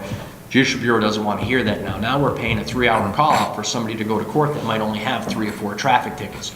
We're working on changing that, but I don't want to disclose that at this point. I think we're going to go to a court system similar to New York and New Hampshire and Massachusetts. But until that happens, I don't want to say to you, geez, I can cut back on the traffic court over time because we're going to do it this way until the new program evolves, because we tend to get information from the state and it doesn't happen. There's a lot of cost shifting going on from the state of Vermont to municipalities. You guys all know that. We're seeing it on the law enforcement side. They email us documents now that we have to print out and file. They used to send us those documents. So it's just this huge cost shifting. But anyway, to get back to that, the overtime, we do our best to control that. We just did the active shooter training over at the high school for every single member of the Bennington Police Department. Grand total cost us 20 hours of overtime for 25 people to go through that training, because the officers are great in allowing us to switch their schedules, because they want the department to be successful. So whenever we have that opportunity, we're going to have nighttime and cold weather firearms training coming up in February, and we'll do some shift changes and some rescheduling so that we don't have to pay that amount of overtime. Otherwise, our overtime would be exorbitant, and we try not to do that. Okay, thank you very much. You're welcome. Chief, this is a good budget, and I'm happy with it. Thank you for bringing it. As you know, inflation is somewhere around 2.2% right now, and it pleases me that you're bringing in a budget that has an increase of 2.19. So thank you for staying under inflation. Like Jeannie, I think, and probably everybody else, we do see these overtime numbers come through. It's hard to see those numbers, but I'm very pleased that you're budgeting such a big decrease. I think that shows that you're managing your staff increasingly well, and that you're making an effort to shave more than $30,000 off of overtime. So that's really good. I do have a couple of similar concerns to the fire department in terms of under budgeting. The police buildings and the police equipment both have significant decreases. Perhaps that's because you had payments that you had stopped, and maybe you could fill me in on that. But again, I'm just concerned that you are not leaving necessary ongoing maintenance undone to try to make your budget come in low and leaving us with a bigger problem on buildings and equipment. So I'll address that with you. I felt as though we did an excellent job this year looking at everything. We met with Mark Sawyer and Larry McLeod. We looked at our building, as you guys know, because we met earlier this week, and I thanked you. The heating and air conditioning issue, that was from the get-go. But the bottom line is that we're making improvements at the police department. We've got money budgeted for this year. We just had a vendor in. We're going to be securing the front of the building. So we are constantly looking at ways of upgrading and maintaining our building. I think that Buildings and Grounds does an amazing job at keeping things up within our building. The reason why you're seeing a decrease is in one of those lines is because this year we're only buying 1 vehicle. This past year we bought 2. So that line does fluctuate. Next year I may come to you and say, hey, we need 2. Off the top of my head, sir, I don't have it in front of me, so I can't tell you, but I believe next year we might be due for 2 vehicles. And that's where you see that fluctuation. So next year, Mr. Campbell, you may say to me, geez, Chief, how come this line's gone up like this? And I just want you to remember that's... No, I'll forget. No, that's how it goes. And so we try to be reasonable. I mean, I would love to say to you, hey, I would like this, and this. Listen, this is not about a wish list. It's about maintaining and improving our response to the Bennington community. And I think that this budget will do that in fiscal year 2020. Well, and that's what I'm really glad to hear about. I think at these budget meetings, we often, by necessity, get down in the weeds on nickels and dimes. And it's important to do that. We have a responsibility, of course, to keep a sharp pencil at budget time. But I do think that some of the other efforts you're making are what really matter to the community. So more sophisticated approach to the drug problem, more presence in the schools. Both of these things you're good on. I think fairness in policing and the sort of equity issues are really important to this community, and from what I've heard from you, I'm very happy with that. Certainly the body cameras and greater accountability, that's a very good change that you brought about, and really making a focus on non-lethal force is something that really matters to our community too. So all of those things don't really show up in a dollars and cents budget, but I think that those are the things that probably matter most to our community. So thank you for working on all of that, and thank you for bringing in a budget that comes in under inflation. Well, thank you. I just want to add to that really quickly. What you guys see is the numbers. You don't get to see all of the work and all of the effort that goes into putting this together. This isn't as simple as sitting down and saying, well, what did we spend last year, and let's try to spend that a little less than that this year. I mean, we look at the projects that we have going on in this community. I have a department right now that thoroughly enjoys being in the schools. We have an officer detailed to the CDC. We have an officer detailed to the high school. Periodically, we have an officer over at Bennell. I understand the school board's going to do something different with that this year. In the elementary schools, but not the high school and the CDC. And I have an officer assigned to Mount Anthony Union Middle School, which is all important to us. It's important to us that our youth are seeing the police. We're actively involved in the schools. We're sending officers in to read to the kids. We hand out candy. There's all sorts of things that are going on in this community, and that money comes out of the Bennington Police Association, an organization that members of the Bennington Police Department contribute to out of their paycheck every week. That's where that money comes from. So my people are giving back to this community, and that's what's important also. People need to understand that. When we raised all that money for bicycle helmets and we gave those bicycle helmets away down in Walmart, that wasn't taxpayer dollars. That was money that my people go out and raise because they care about this community. And I just wanted to throw that out there. I mean, we gave away Christmas presents to needy families this year. It didn't come out of taxpayer money. We did all sorts of amazing things this year. I am extremely proud of the men and women at the Bennington Police Department for what they do. And I've told you guys before, I'm proud to be the chief, and I know we're not done, so I'll save that for the end. Thank you. Go ahead. I'm good. Carson? On the repair and maintenance piece of it here, I know we're 4180, 680. With the HVAC system coming in or coming online, obviously it's not going to be seen on your budget in particular, but are you still thinking building and maintenance? You're just kind of keeping that in there for everything else that could go wrong in your dated building? So I just want to be clear, Carson, 4180, 680. Yeah, repair and maintenance. Yes, that's Police on police equipment? equipment. That Okay. doesn't have to do with the building. That's our vehicle repairs, tires. I read that quickly and I was thinking it was building, so I apologize for that. Nope, it's no problem. I flipped down.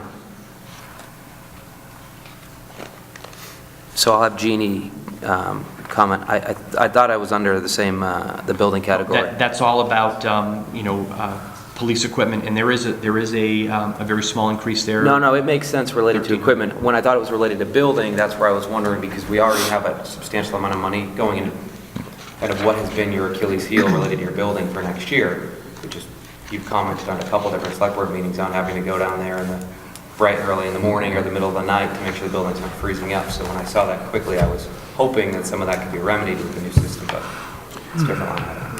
If I can jump in, Carson, if you are looking at the building repair and maintenance category, we do have $5,000 in there for general repairs to ductwork and HVAC repairs that we should take a look at perhaps over the next week or so. Now that you folks have approved us moving forward, we may be able to do something with that $5,000. Is that the 4170? 4170, 680. Yeah. That's all I did was I just scrolled one too far on the piece here. Are you reading that as, am I seeing that incorrectly? Isn't it 15,950? 15,950. It includes repairs to a sump pump system. There are plumbing and electrical repairs anticipated. We're continuing to repair the windows within the building. There's going to be some exterior painting and repairs. So it's kind of things not related to the HVAC system. I don't have that level of transparency. It includes some anticipated repairs and continuing repairs to the HVAC system, but it's not the total amount. Okay. Small Jeannie? screen.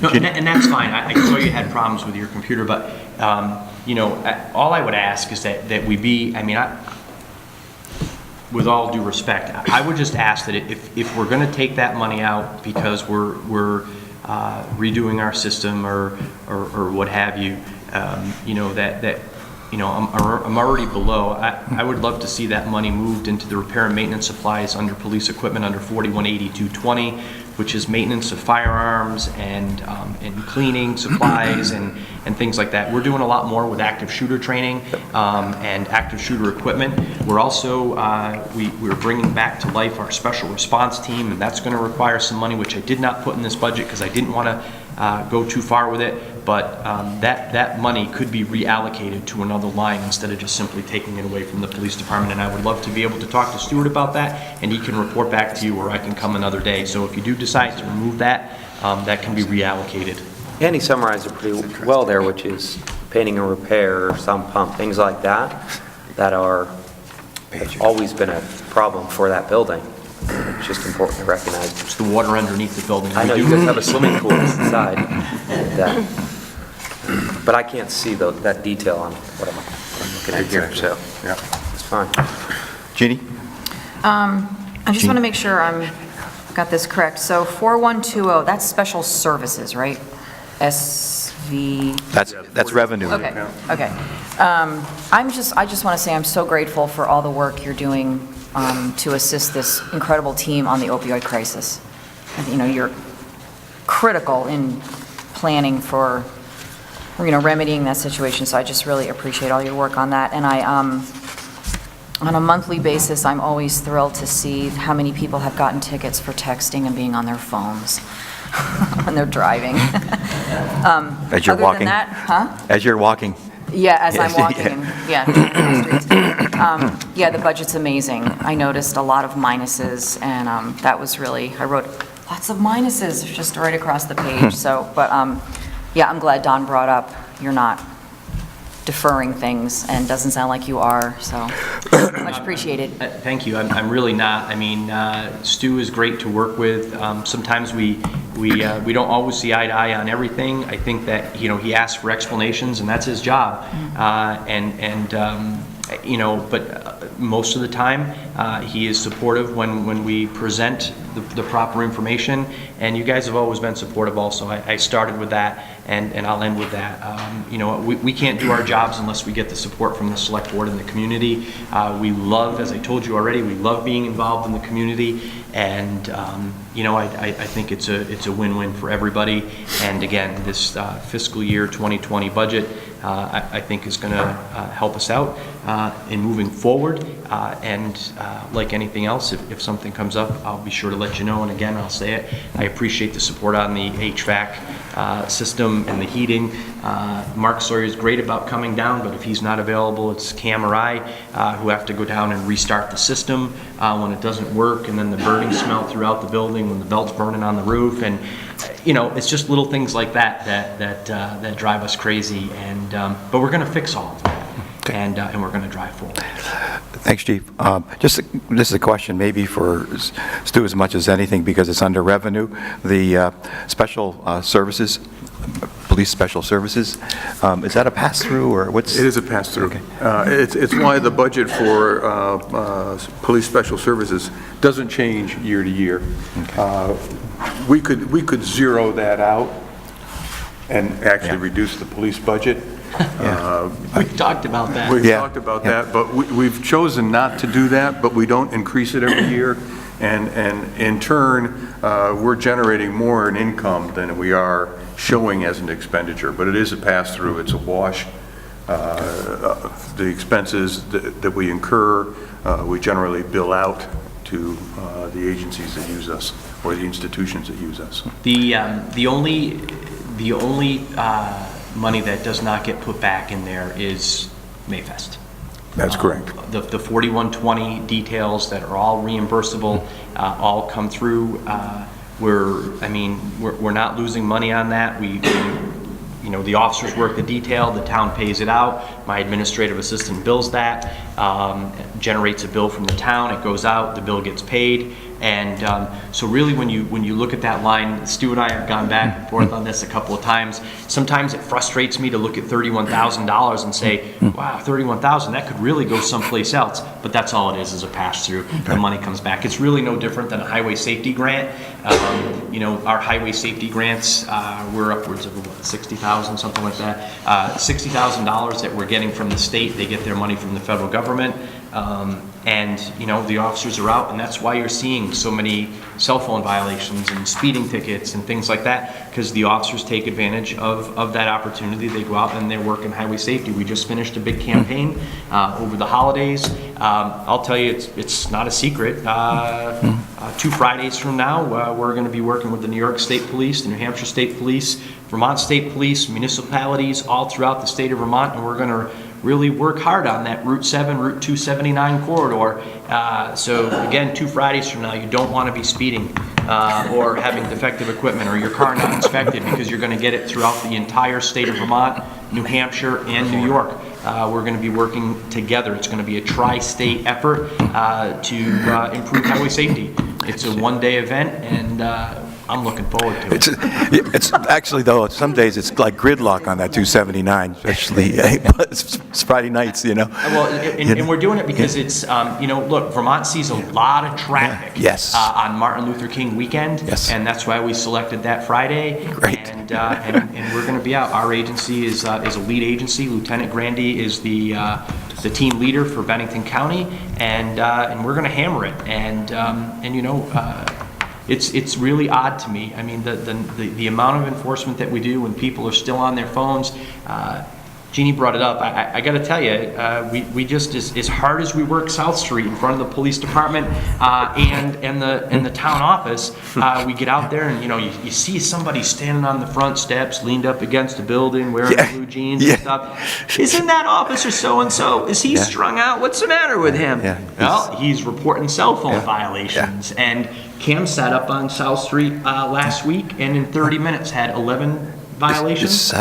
I mean, come on. We crossed the street to come to your select board meeting the other night, and here's this woman from New York with her hands like this and her steering wheel texting. The light turned green and she got away from me before I could get to her. Nice try. But I mean, it's really a pet peeve of ours. So I was glad you brought that up. Me too. I wish I could put you on speed dial and when I see it. But anyway, just let me just finish up and I'll pass it to you if I can remember, because I'll forget. You don't really maintain a reserve line within the department for large equipment items like the fire department. We have the special reserves for those. Is that by plan or is that just by? That is by plan.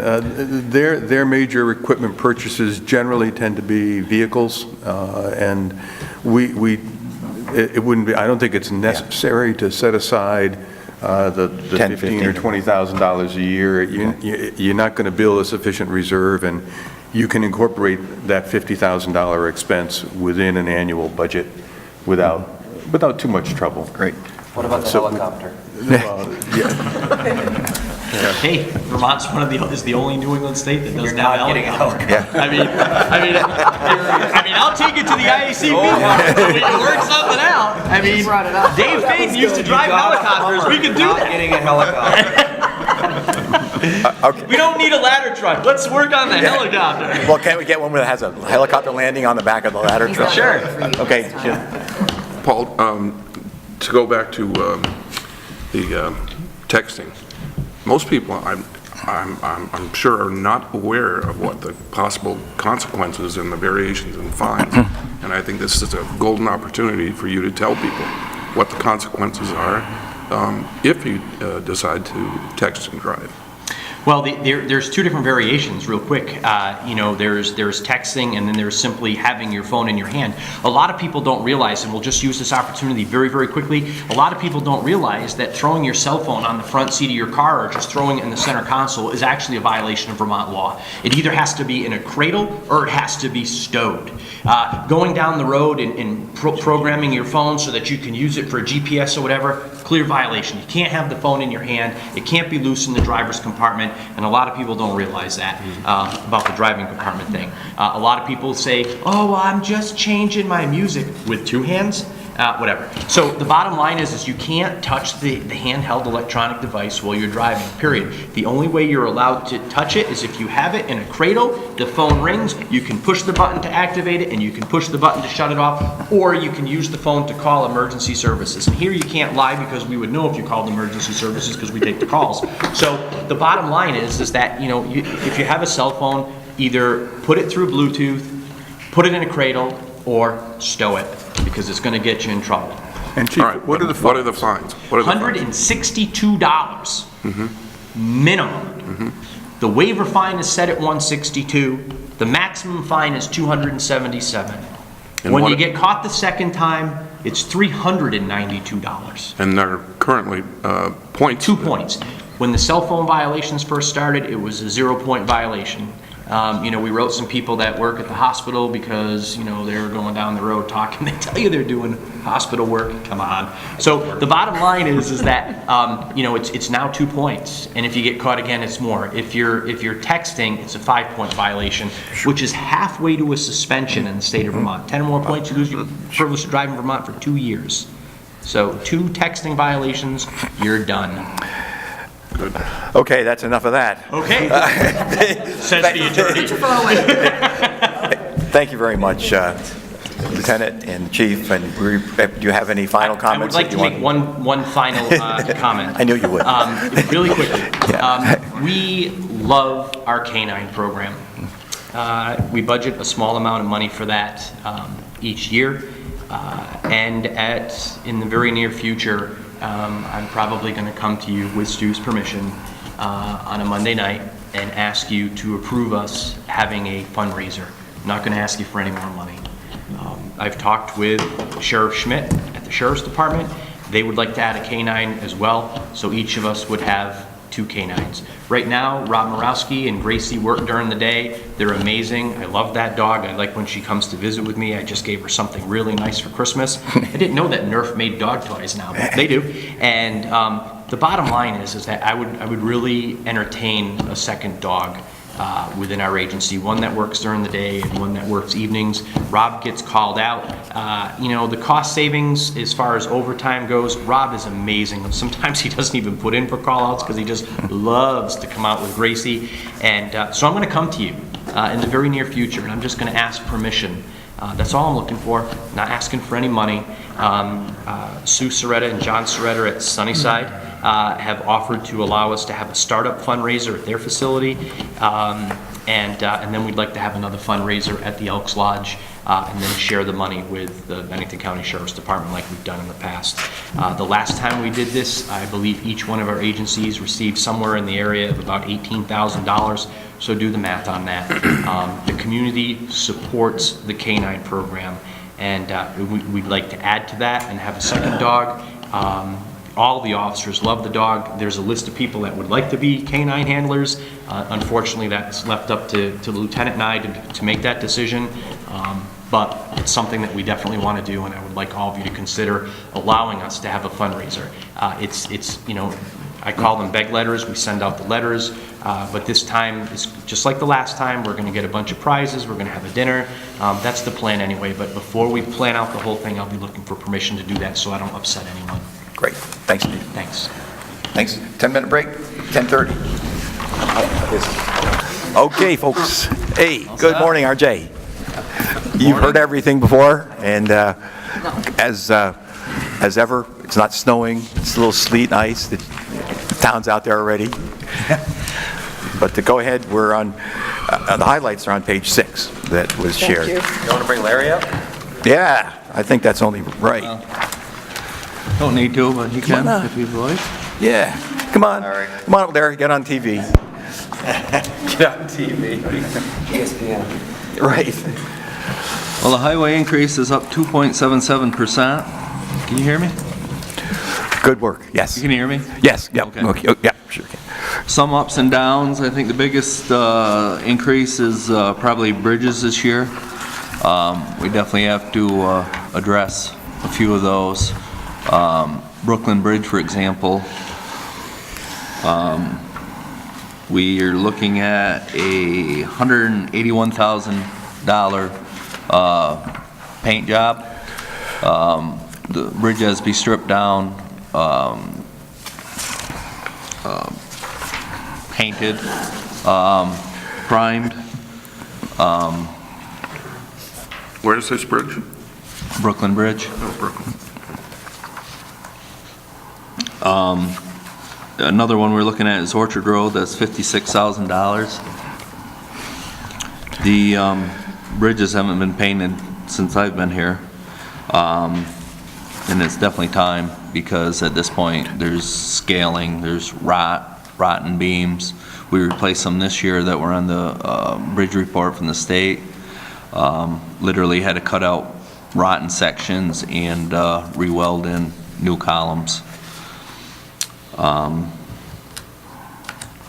overall, they're in pretty good shape, but it's definitely time to invest some money in our steel bridges throughout town.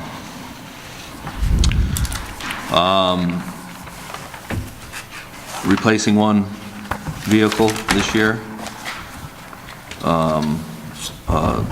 One-ton pickup with a one-ton pickup.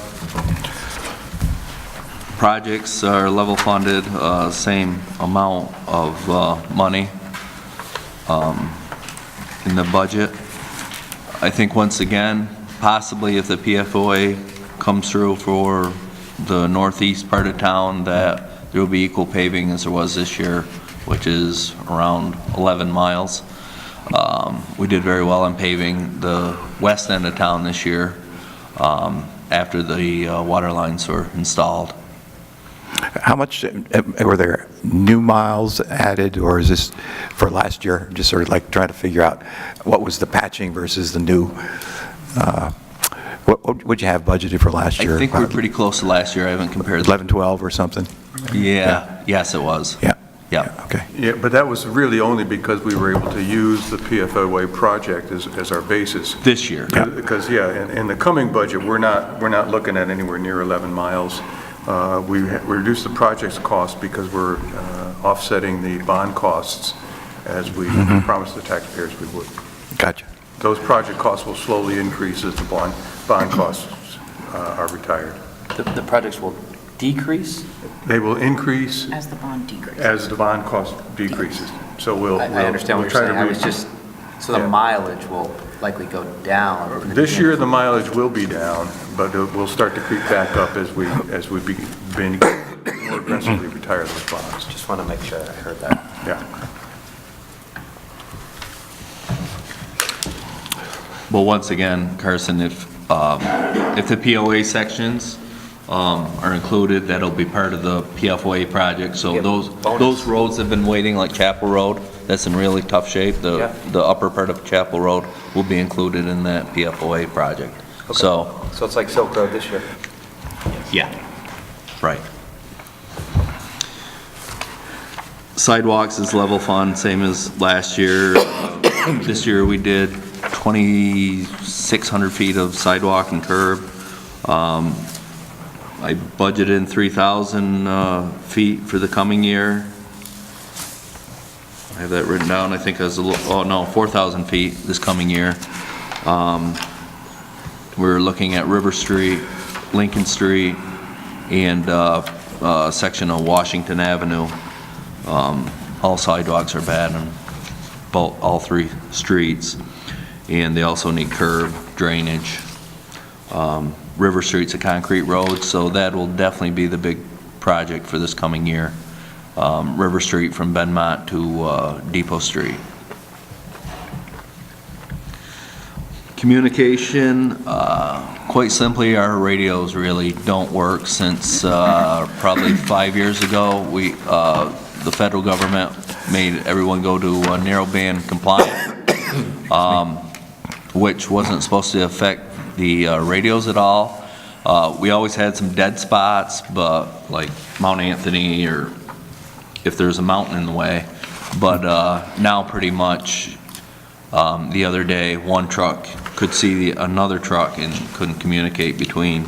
So we've been struggling with that for a lot of years. I know Paul also is looking into that. We look for other alternatives, digital radios, Digital radios are amazing. One of my foremen dropped a truck off in Westminster, Vermont, and we could talk to him from Bennington. Unfortunately, we're looking at $50,000, and there's $20 a month per radio charge on top of that. So that's simply, that wasn't even... Does it have long-term benefit to maybe start reserving for something like that? Or is it by the time you get it reserved, it's just not worth the... I wouldn't spend that kind of money on radios. Okay. You know, we've talked to several companies on what do we do, how do we get a better, how can we just talk on our radios? You know, I realize there'll be some dead spots, and they recommended putting in a repeater. In a high spot, we have to figure out what the correct spot will be to install this.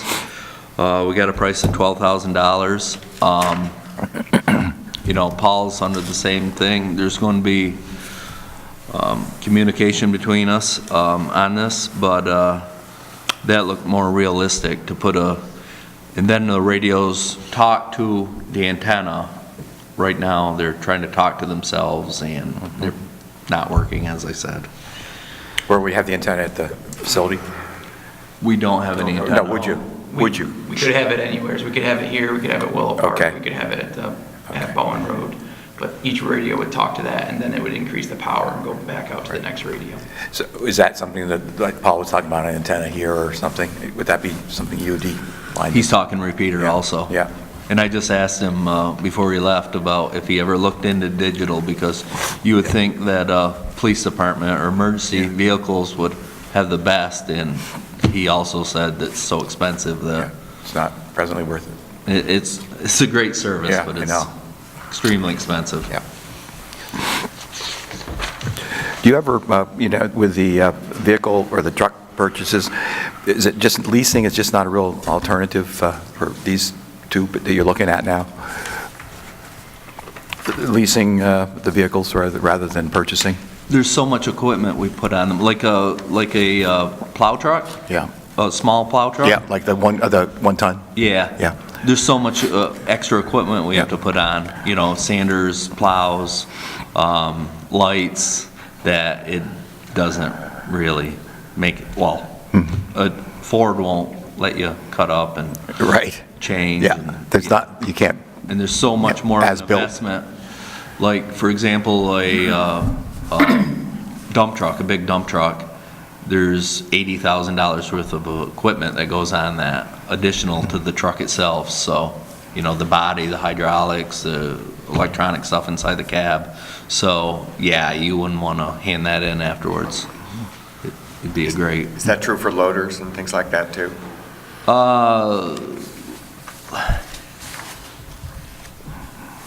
I've never looked into leasing a loader. I don't know. I've never heard of a lease loader. You can rent them, you can buy them, but I've never heard of leasing equipment. Are those all bid processes for the equipments and, you know, tandem? Or do you go out and get bids for those? Yep. RFPs? Yeah, Is it- okay. I get normally 5 truck bids a year for the big stuff.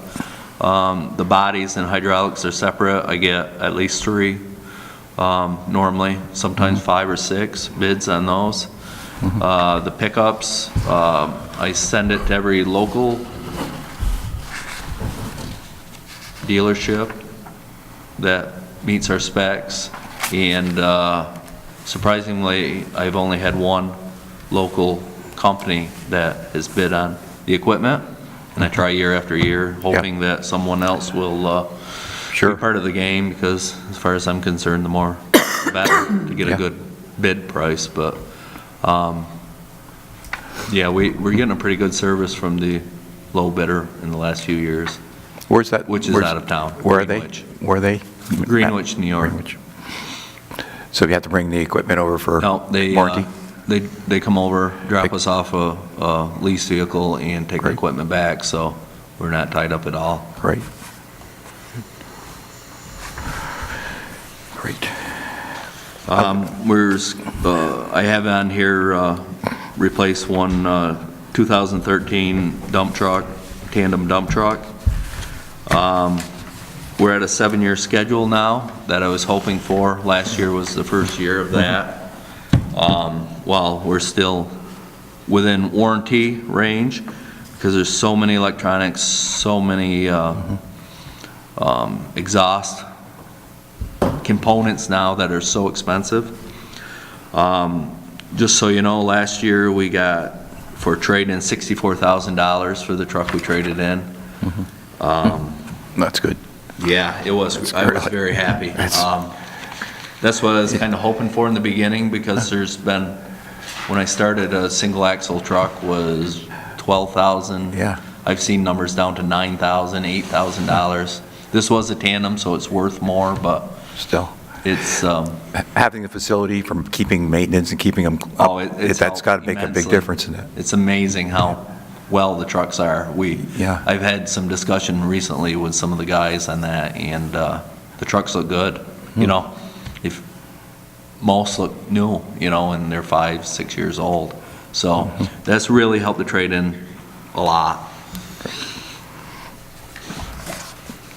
Yeah, I just have the truck itself, the cab and chassis, $123,000. Trade-in last year was $63,000. The body and the equipment is $85,000, which is a lot of money. Yes. So, And you have, what's your plan? I think you've told us that year in, year out now, 7 years? it is. Last year started the 7-year plan, Okay. the capital, Replacement? yes. Yeah. Okay. And just to follow up on that, we use the State Highway Equipment Fund for the major purchases, these large vehicles, so that you won't see that purchase price in the budget. You'll see the cost to pay that out over we generally do it over a 7-year period. And we work with People's Bank and use it's a 3% fixed interest over those 7-year periods. So we're lease purchasing these vehicles essentially on a rotating basis. That's good. Okay. Go ahead, RJ. In 15, just so you know, 2015, I think the calendar year was, before I came, there were 3 trucks that were bought the same year. So 2015, we replaced 2 of them, and hopefully this 7-year cycle keeps us just 1 truck a year instead of trying to replace more than 1. It keeps the budget a lot more average. Also this year, I have a bucket loader scheduled for replacement. It's not our oldest bucket loader. Our oldest bucket loader costs us no money to keep in service. The newer of the 2, 2009, hasn't been the greatest machine right from the beginning. There's a $147,000 bucket loader estimate in there also. I'm sorry. Trying to read my notes here. It's $207,000. We paid in 19, and I have the statistics written down for you.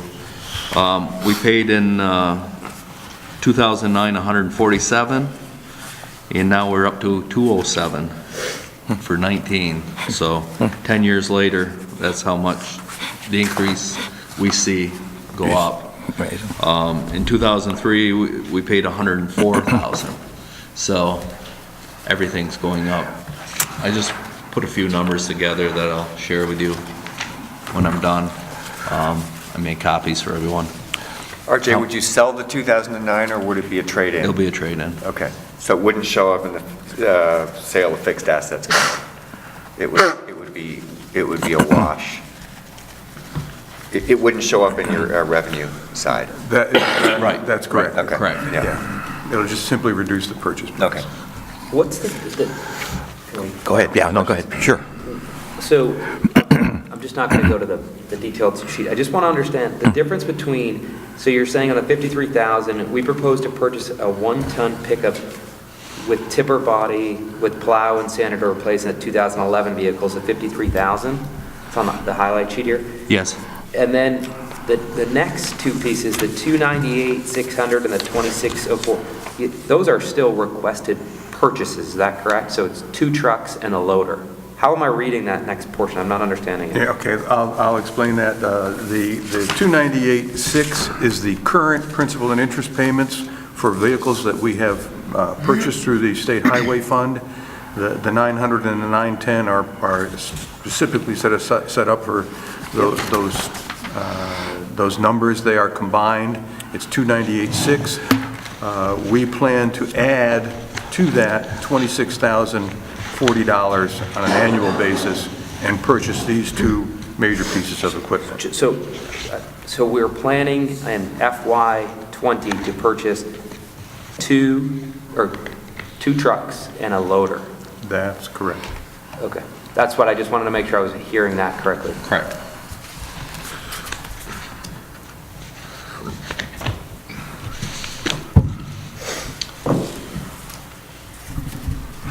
And I think when RJ talked about the bridge projects being substantial, you'll note that in the highlights, we really only budgeted $87,400. We have in reserve for bridges specifically, a reserve we started when we were anticipating the Benmont Avenue Bridge reconstruction.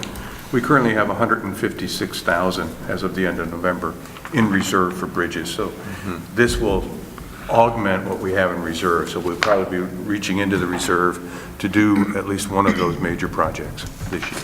Correct. Okay, good. So it's 4. In the last few years, we've invested quite a bit of money in our covered bridges, so they're in good shape again. Got it. Between paint, roofs, decking. So it's definitely time to invest some money in our steel concrete bridges. But for the last couple of years, we have been transferring to reserve, though, right? Yes, it was about $50,000, I think, a year we were transferring to reserve, and that still may be in the budget.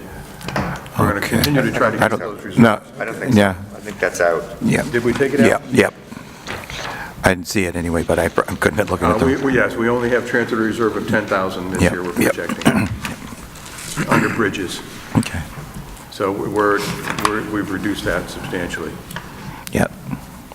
But our portion of the Benmont Avenue Bridge was originally forecast to be substantial, and then federal and state dollars actually reduced our share to only 5% of the cost. So that reserve has really been helpful. Can we just talk about the building a bit, the facility? Sure. Because that's the real heart of, what we did, what we got.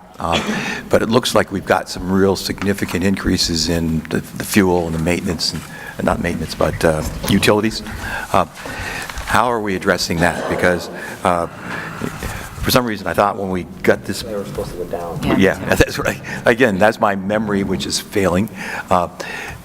Is it just because of the cost, or we're finding out that efficiencies aren't as great as we hoped, or?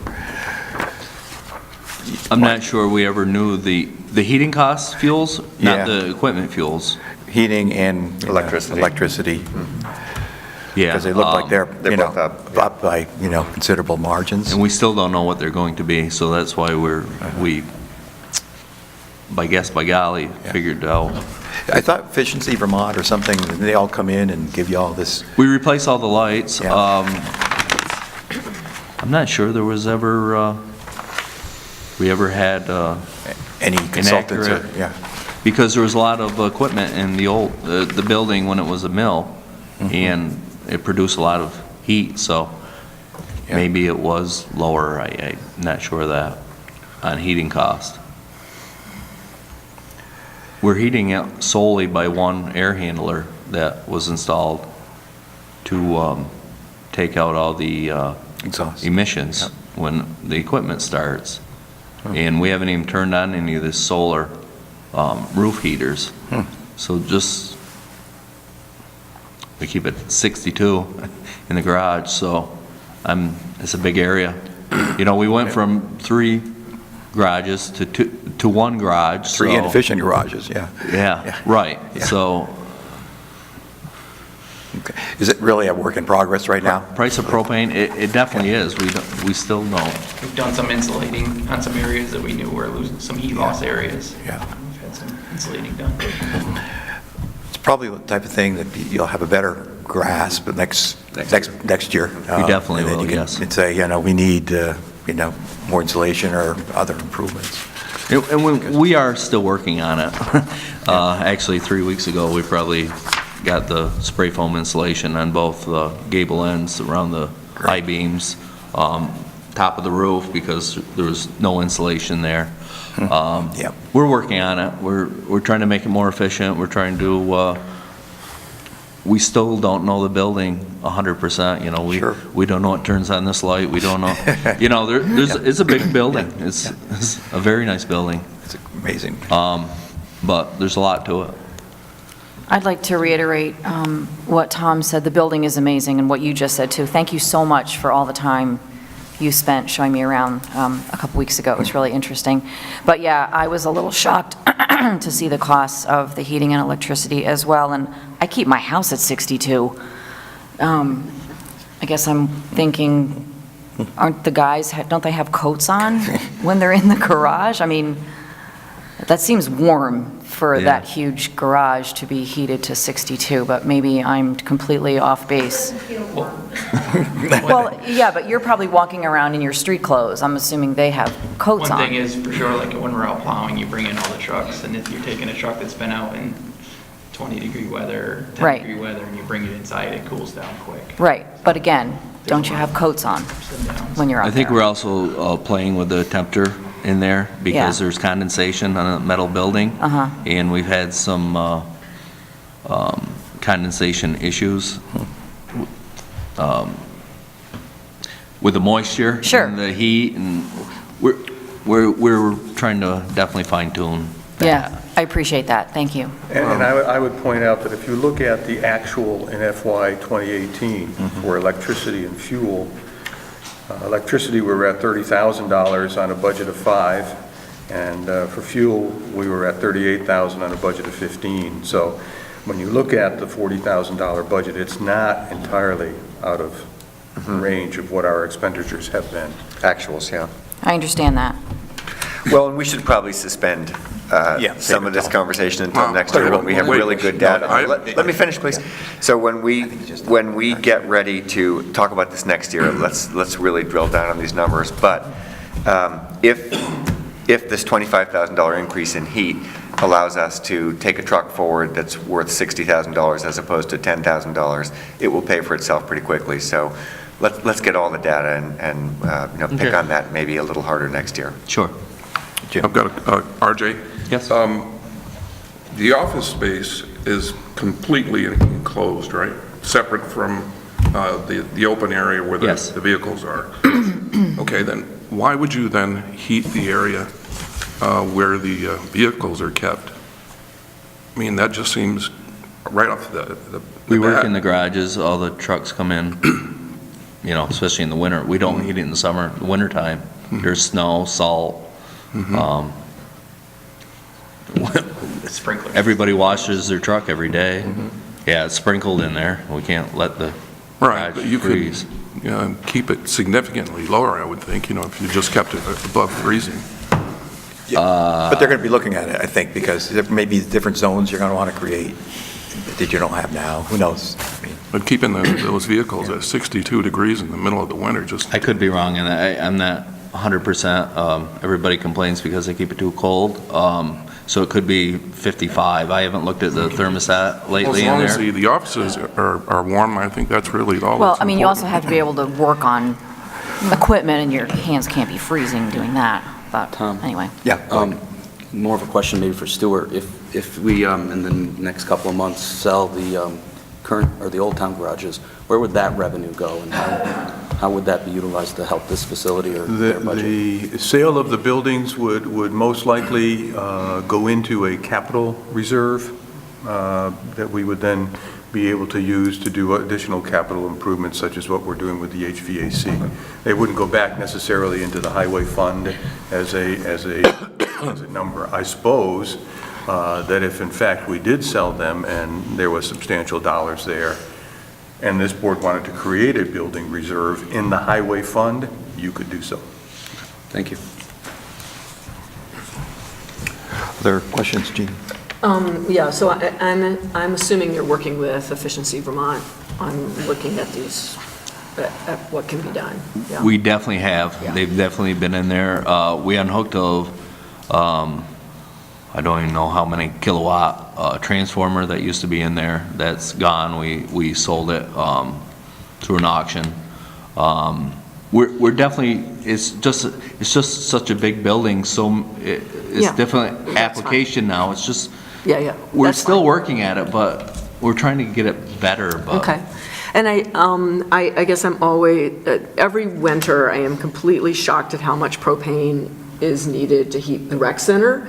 And so this is sort of, at what point does electric heat make more sense than propane in terms of heat? I mean, are we looking at propane versus electric and just what kind of savings we might be able to get through electric, particularly if we're using, if we have solar facilities that we're getting Well, better it's prices at? interesting, Jeannie, and this is cyclical. You may recall probably 25 to 30 years ago, a lot of homeowners were going to electric heat, and then the cost of electricity skyrocketed. Correct. So people began to move back to fuel and other kinds of fuel. Propane at the current time is what the building was built to use, and it's the least expensive of the liquid fuels. And so that's where we're at. I think you would find yourself in a difficult situation as far as a retrofit. If you were to try to convert that entire building to electric heat, I think you'd find the cost to do that would be pretty high. And I should note, in the rec center, we use propane to heat the pool. Yeah, I know. Yeah. And that's kept at 80-something degrees. Okay, thank you. RJ, thank you for bringing this budget, and Larry, both of you. It is, I hate to see a budget come in too much over inflation, recognizing that inflation is something that affects all of us. But one of the things that would have made a big difference on this is in the revenue line, the sort of decrease in federal and state grants that are available. So that's $87,000 that would have cut pretty significantly into a $113,000 increase. And it may still. I can't apply for bigger, more successful grants until after the budget's already been passed. Okay, so I guess that's my question is, that drop of 87.5, is that something that has come because you don't have as much time to apply for grants, or is it simply because of timing that the grant rounds haven't happened yet? No, time's definitely not an issue. Okay. You always hope It is for it. timing, though. It is timing. These grants aren't available to us until April. Okay. I talked about this early on in the presentation. Yeah. The two grant sources that are readily available to us are the Class 2 paving monies and the structures program. This year, we intend to apply for a structures grant, and if we are successful, we could receive $175,000 is the maximum amount, which we would be asking for. That would then be figured into the revenue when you set the tax rate. Okay. Right now, we're showing you what we know. Yep. Well, and so We don't want to just speculate. one grant like that would bring us down to a zero, would bring this down to a zero increase budget. Yeah. So it would be great to have you, I'm sure you will, but pursue that with all And due. I misunderstood your question. I thought you were going more, did I have the time to apply for the grants? I was going towards both. I wanted to make sure that No, I because definitely of the have new time. facility and all of your new responsibilities, that there wasn't some lack of capacity for applying for these grants, which, I hate to pick on a couple thousand here and a couple thousand there for electricity if we're missing $90,000 grant opportunities, but it sounds to me like those are coming. Oh, So, absolutely. And okay. we have not been successful for structures the last couple of years, so I'm assuming this year we'll get I'm hoping, you never know, but I'm hoping we'll get the $175,000. Okay, well, that would certainly make a huge difference in this budget. Yeah, what the state of Vermont does, the legislature creates a good question, bag of money for Class 2 paving projects and for structures. that bag is then divided into different smaller bags, and each district, we're District 1, each district gets a certain proportion of that large bag. And then they apportion it to their counties, their communities. So they look at all of the projects, they look at who's gotten the money, who's ready to go, sometimes, especially with structures grants. And so, as RJ said, we have not been successful for a structures grant for the last 3 years. We were very successful for like 5 years in a row, but yeah, it's been 3 years. And so you'll let us know if there's anything we can do to turn up the heat on that? They're probably not, because it's a district office award. Okay. There's not much pressure we can bring to bear on those guys, other than personally indicating that we're ready to go on a particular project. Can you just remind us which structural project you would like to, look at? The one I've applied for the last 3 years has been Rice Lane. There's a big culvert that crosses to replace it with a bridge, because that's the hydraulic area that has to be replaced with. The days of just throwing in a culvert same size as the culvert that is existing are over. So that's the one, Rice Lane, I applied for the last 3 years. I'll probably also, or I will, apply for, you can apply for several grants, so I will apply for Brooklyn Bridge. So that one would impact this, but yeah. that's what I was trying, because Rice Lane's not on here, but Brooklyn Bridge would be. Yeah, that's not going to, Rice Lane's not going to be a reduction. Right. Yeah. Yeah, keep after those grants, that's great. I have two more quick questions. One, I guess, is I feel like I just recently heard on NPR some sort of report that the salt prices were increasing, and that there were grants available to communities for increased salt costs, but it looks like we're decreasing our salt budget. Yes, Stuart decreased the salt budget on tons. We can do it. It's a little tighter than we've seen in the last couple of years, but right now, we're, how do you budget for salt usage, Right. That won't be around until another year from now. Yeah. That's tough. That's it, right now we're gaining, Every day. But in November, we had more snow than it seemed like the norm, so. I get that it's difficult. I'm just wondering if, I do with have salt increasing prices. salt prices, if FY19, which we're in now, we're paying $68.20. FY18, $65.46. FY10, $60.70. In -- we were paying $50.70. So there was a huge increase between 8 and 10. Right. That's another. That's when like RJ put together his budget this year, he asked to increase the tonnage of salt from 3,000 to 3,500 tons. I reduced it to 3,000 tons because I didn't think we could bear that increase.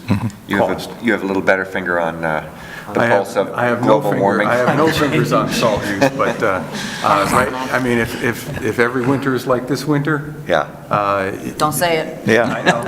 We won't know till May. I don't mean to make light of it, but I guess I. Storage you have is, in a more secure environment, maybe you have less Loss, Loss, that's a good point.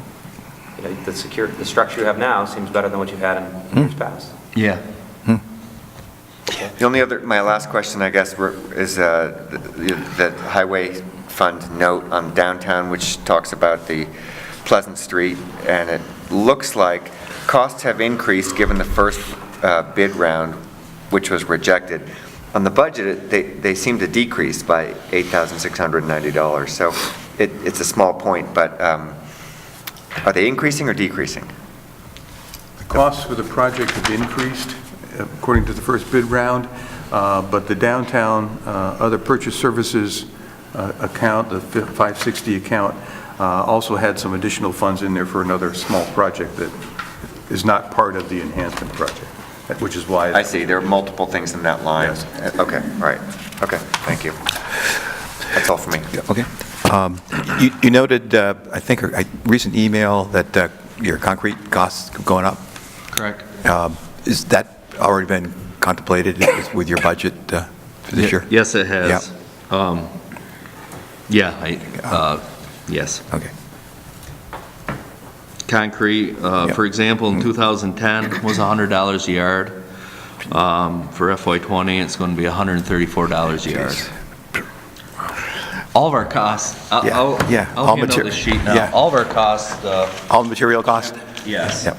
So it's tough to do the same amount of work and keep the budget level every year with a. We actually want more. Every increase go up substantially, and there doesn't seem to be really a rhyme or reason why, other than fuel prices. Yep, thanks. But if fuel prices go down, it seems like costs don't seem to go down. So this is just. This is helpful. Thank you. Working on my budget that I put together, that I thought pretty interesting. It is.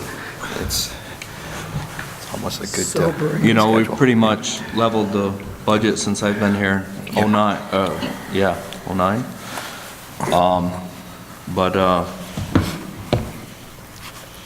Yeah, our cost of doing business has gone up dramatically. So. But you've enhanced the quality of it. I want you, your department is. Yeah, we do more with less, We get better at the skills, like sidewalks. The work the guys are doing now is phenomenal. As good as any contractor you could ever hire for $380 a yard or $350 or $300 a yard poured in place. So, do you get calls saying, "How do you guys do it?" Or you want to do it for us? But you saved, and this is jumping ahead, but the water treatment plant, for the town, by having that done by.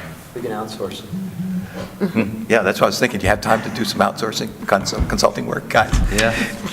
These are somewhat shocking numbers. They are. Some of them. I mean, if auto parts are going up 48% in 2 years. That's without the tariff. Yeah, without the tariffs. These are shocking numbers, and thank you for sharing these. You're welcome. Okay. Other questions? Just a quick comment. Oh, go ahead, Jay. Being that we seem to do better work in-house, have we thought any more about bringing in a full-time mechanic to service our vehicles? I would love a full-time mechanic.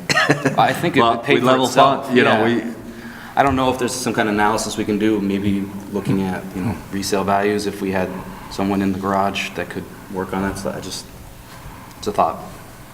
I think it'd be a savings. I think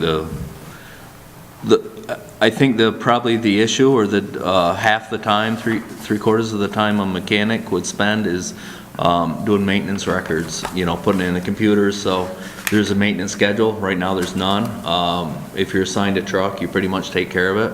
Some are phenomenal with that, some are not.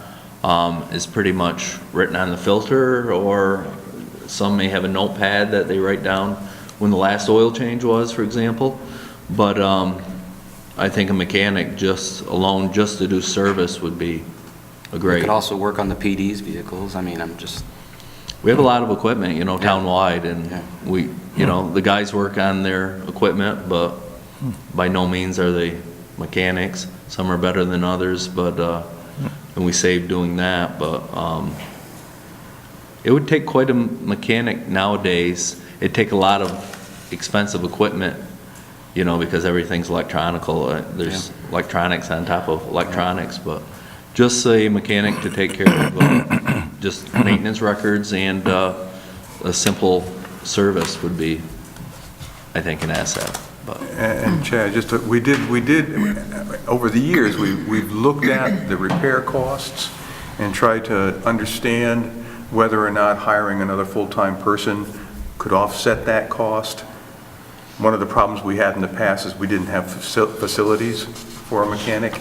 We now do, and so this is something we'll probably revisit as we get our handle on what this building is for us and how we operate it. Larry is putting the vehicles on utility cloud, in which takes a lot of time, just inspections, just so a red flag comes up when the truck's due for inspection. because we overlook that sometimes. You know, there's a lot of information, there's a lot of technology that we should go take steps towards, but it takes time. It takes a lot of time. Well, it seems to me if we're investing tens of thousands of dollars into equipment, taking the best care we can of them could make sense. And they're not neglected. I I know, don't want I you know to what think you're that they're neglected. I didn't mean to insinuate that, but if you feel like it could be better because the records are not possibly as up to date as they should be or could be, you know, oil changes, routine maintenance. It's all up on the operator right now. and Right. Like I say, some are much better than others. But, Right, would it be a full-time, you think, could be? oh, you could definitely keep A full-time, okay. Yes. But the cost is really the overhead, the equipment that you're going to have to support the guy with or the woman with. Yeah. Yeah.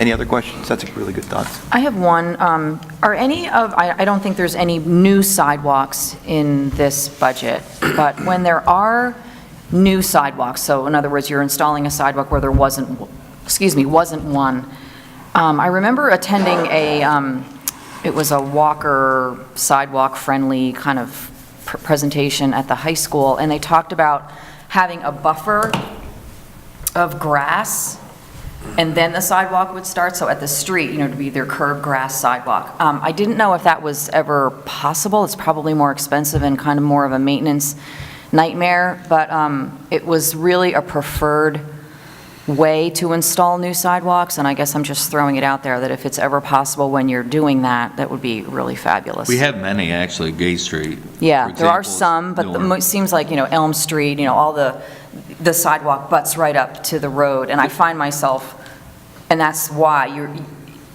It's a unconsciously huge walk. maintenance issue when you do that, because one, when everything's all installed, you put the topsoil down, people are getting out of their cars, stepping in the topsoil. You have to go back numerous times to repair Yeah, that until I know. things get green. Just forming, you have 2 sets of forms at that point. When I know. I know all of that. I'm just saying, as a pedestrian, it's a much more pleasant experience to not be walking right up against the road. And one of the other constraints to doing that on some of our roadways is that the right-of-way is of Right. insufficient width to really do it, Yeah, to really I know. do it well. I mean, because that grass is also a nice snow shelf. It allows you to plow the road without filling in the sidewalk at the same time. Where we can do that, we'd love to do that, I Right. think. That's all I'm saying. And the That's all I'm saying. new pushes for bicycle lanes Yeah. in your paving. So there's this push to widen the roadway to get all of these amenities in, and we don't necessarily have the rights of way to do that. We all hear about sidewalks from people, so it's probably worth just taking the annual opportunity to say that we have a sidewalk plan, right? We've evaluated Oh, which absolutely. ones are in worse And it's shape and updated which every ones are year. in better shape. So every year, sidewalks are being repaired and replaced, and it's not willy-nilly, it's not random, it's a very conscious, very well-planned effort, so. And Absolutely they've is. definitely been happening much quicker than they did, say, 10 years ago, which is Yeah, fabulous. We do a lot now, sidewalks. And there is a plan that's updated every year, and we pretty much go by it. The ones that are scheduled for this year are possibly the worst on the plan. Yeah. So, yeah. Oh, thank God. That's great. Yeah. Yay. Pretty much don't all the new bike paths or ways, or they have that buffer built right into it. Yeah. Yeah. The last 3 years, we have extended some sidewalks that ended before to connect to another sidewalk also, so I do look for that also, other than having dead ends. RJ, I've got a question for you. I got contacted by a constituent, and I don't remember the street name, but it's right across from Mag's Market. Merson. Mercy, yeah. Okay. And he said that it's, for several years, there's been runoff, stones and things that are going right into his yard. and it's happened repeatedly to the point that he can't go out and mow his lawn for fear of throwing stones everywhere. So it's a risk to, passersby, himself. And I wonder if there couldn't be a berm constructed there to keep the stuff off his lawn. You know the house I'm talking about, don't you? Yeah, I've been there several times to address that issue, yes. Mm-hmm. And from what I know, it hasn't been satisfactory. I don't think that it would be a good discussion right now. Yep, no, why don't you take that offline after budget? Yeah. Yep, I think it's a great idea. Any constituent issues, go talk to you, right? Offline. I think the budget is well in line. We got a lot of bang for our buck.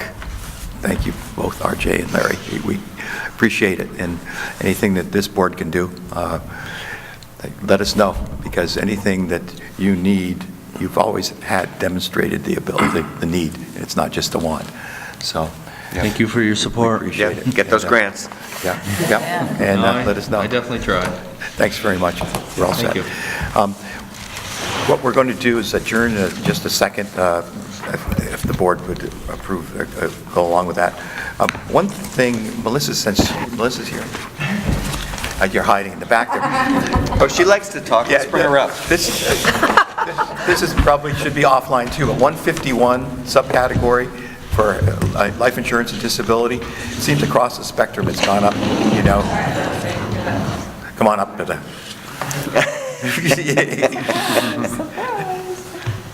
Life insurance, the subcategory is 151, and that seems like across the spectrum, it's gone up in double digits, life insurance and disability. Is there a particular reason why it seems like this year is higher than the last couple? Well, I know this is very upsetting for me, but I really don't think I'm the right person to answer that. I really actually think that it would be Michelle. She was hoping. Much as you'd like to go on and on about things. So, yes. Thanks. We tend to negotiate that policy with usually 2 or 3 year rate locks. And we have had a rate lock for a period of time, and we have had some significant short-term disability claims that have been of great value. So this year, they did not contact me about any increases. In September, which was outside of our policy limits, we received a substantial increase, and we were outside of our rate lock. So I contacted the company to let them know that we could not manage an increase at that time. We negotiated much lesser, even though it's still significant, probably half of what they were proposing, to be in effect this year. But basically, they've allowed me to negotiate the bigger part of that increase, even though it's a much reduced than original for July 1st. Will we see the second half of that in next year's budget? The second half of that increase? No, we have another rate lock I see. for a couple more years again. Okay. Thank you. It's absolutely criminal. Well, and thank you to the company, because they understood in our situation that I could not manage that, so. So that's a company you're comfortable in continuing to deal with? Or? Yes, it's one we actually started out with a number of years ago when we were a member of VLCT. And we have changed once or twice over the years and not had very good luck with claims management. This company has been much more professional, much better to deal with, much more reliable. But again, our claims have been up, and I understand where they are coming from. So hopefully we will have some better numbers in the future. Claims management falls to you again, right? Yes. So these are claims, obviously, hopefully we don't have to deal very often with the life insurance piece. I do. I do have to deal with that once in a while, unfortunately. But it's primarily short-term disability and long-term disability. The same company, we have 3 policies. And it's primarily the short-term disability claims. They can be up to 26 weeks. I do have a return-to-work light-duty policy, and I work with the company and as much as possible with the physicians, because remember, this is not work-related. So there's only so much that I can do to get involved with that. But we are very proactive, and the policy is written that we will do light duty, and I find in most cases employees want to come back light duty. Is there anything we can do as a board relative to support fitness hardening or any of those things that would make maybe the claims experience go down? We actually, we have a townwide safety wellness team that is represented by all of our facilities. So we have individual facility teams, and then a member from every facility team serves on the townwide. And we do run a few wellness programs as much as we can within budget. You know, we offer things like pedometer challenges, weight loss challenges. They are growing every year. I think when we first started, we had 7 members, and I think this year we were up to 49. Wow. And 47, so yes, and it's becoming a little more fun, I think, and a little more successful with the internal competitions we have, seeing some higher numbers for weight loss. And, you know, as you know, we are somewhat of an aging workforce, so I think everybody seems to be pretty much on board, and we do as much as we can with that. The things that happen outside of work, our policy can be illness or injury. I tend to see injury more often. Are you working with the hospital? Because it seems like they have many of those wellness services that they go out and recruit. We have in the Projects. past, over the years. We're not doing any programs initially right now, but we have many times over the years. In fact, they used to have the Wellness Connection programs. I worked with them in the rec center, and they were all run right out of here, out of the firehouse, for a number of years. Thanks. It was probably very helpful, probably better than my question. But thanks. Sure. Anything else? Since these fine ladies have been here this morning listening to us. No, thank you very Great. much. Thank you. You're welcome. Thanks. Anything else that you would like to cover this morning or next week? We'll move to agencies and general fund and try to wrap it up. I have a question. Yep. So is the agency information available to the public? Yes. How would they find it? Well, to get the entire packet, probably best to just contact my office. And we can either email it electronically, provide it to them, or do a hard copy, depending on... Is there a what they way need. for it to be online? I suppose we could put it online. That would be It's a nice. fairly substantial... Yeah, but, so is this. Yeah. It feels like, particularly, I mean, I think it's nice to see the information. I mean, the reason we did this, we moved to this system, was so that the public could see how their money was being spent, and also to be able to compare for those agencies that receive money from different communities, how much they're receiving from each community. I do think it's really helpful. So if we can make it really accessible, I would really appreciate it. We'll give that a shot. Yeah. Great. Then you just put it on the website, download it. Yeah, It's up yeah, to their bandwidth to download it. Yeah. Yep. 'Cause a lot of times when you have the March meeting, people have not a clue. right. So that's really good. Anything else? So it's agencies, rec center, and admin? Next, okay. And what agencies are we inviting to participate? Good question. I think the libraries Okay. and the Bennington Rescue Squad. Okay. The others, I don't think we need to, unless somebody has a... They tend to take up quite a bit of that money. Yep. Yeah, I think those are the ones. Good. Thank I you. guess, what about Lake Parent? Do we want to? No, I think that's a one-time. Okay. Yeah. Thanks, we're off.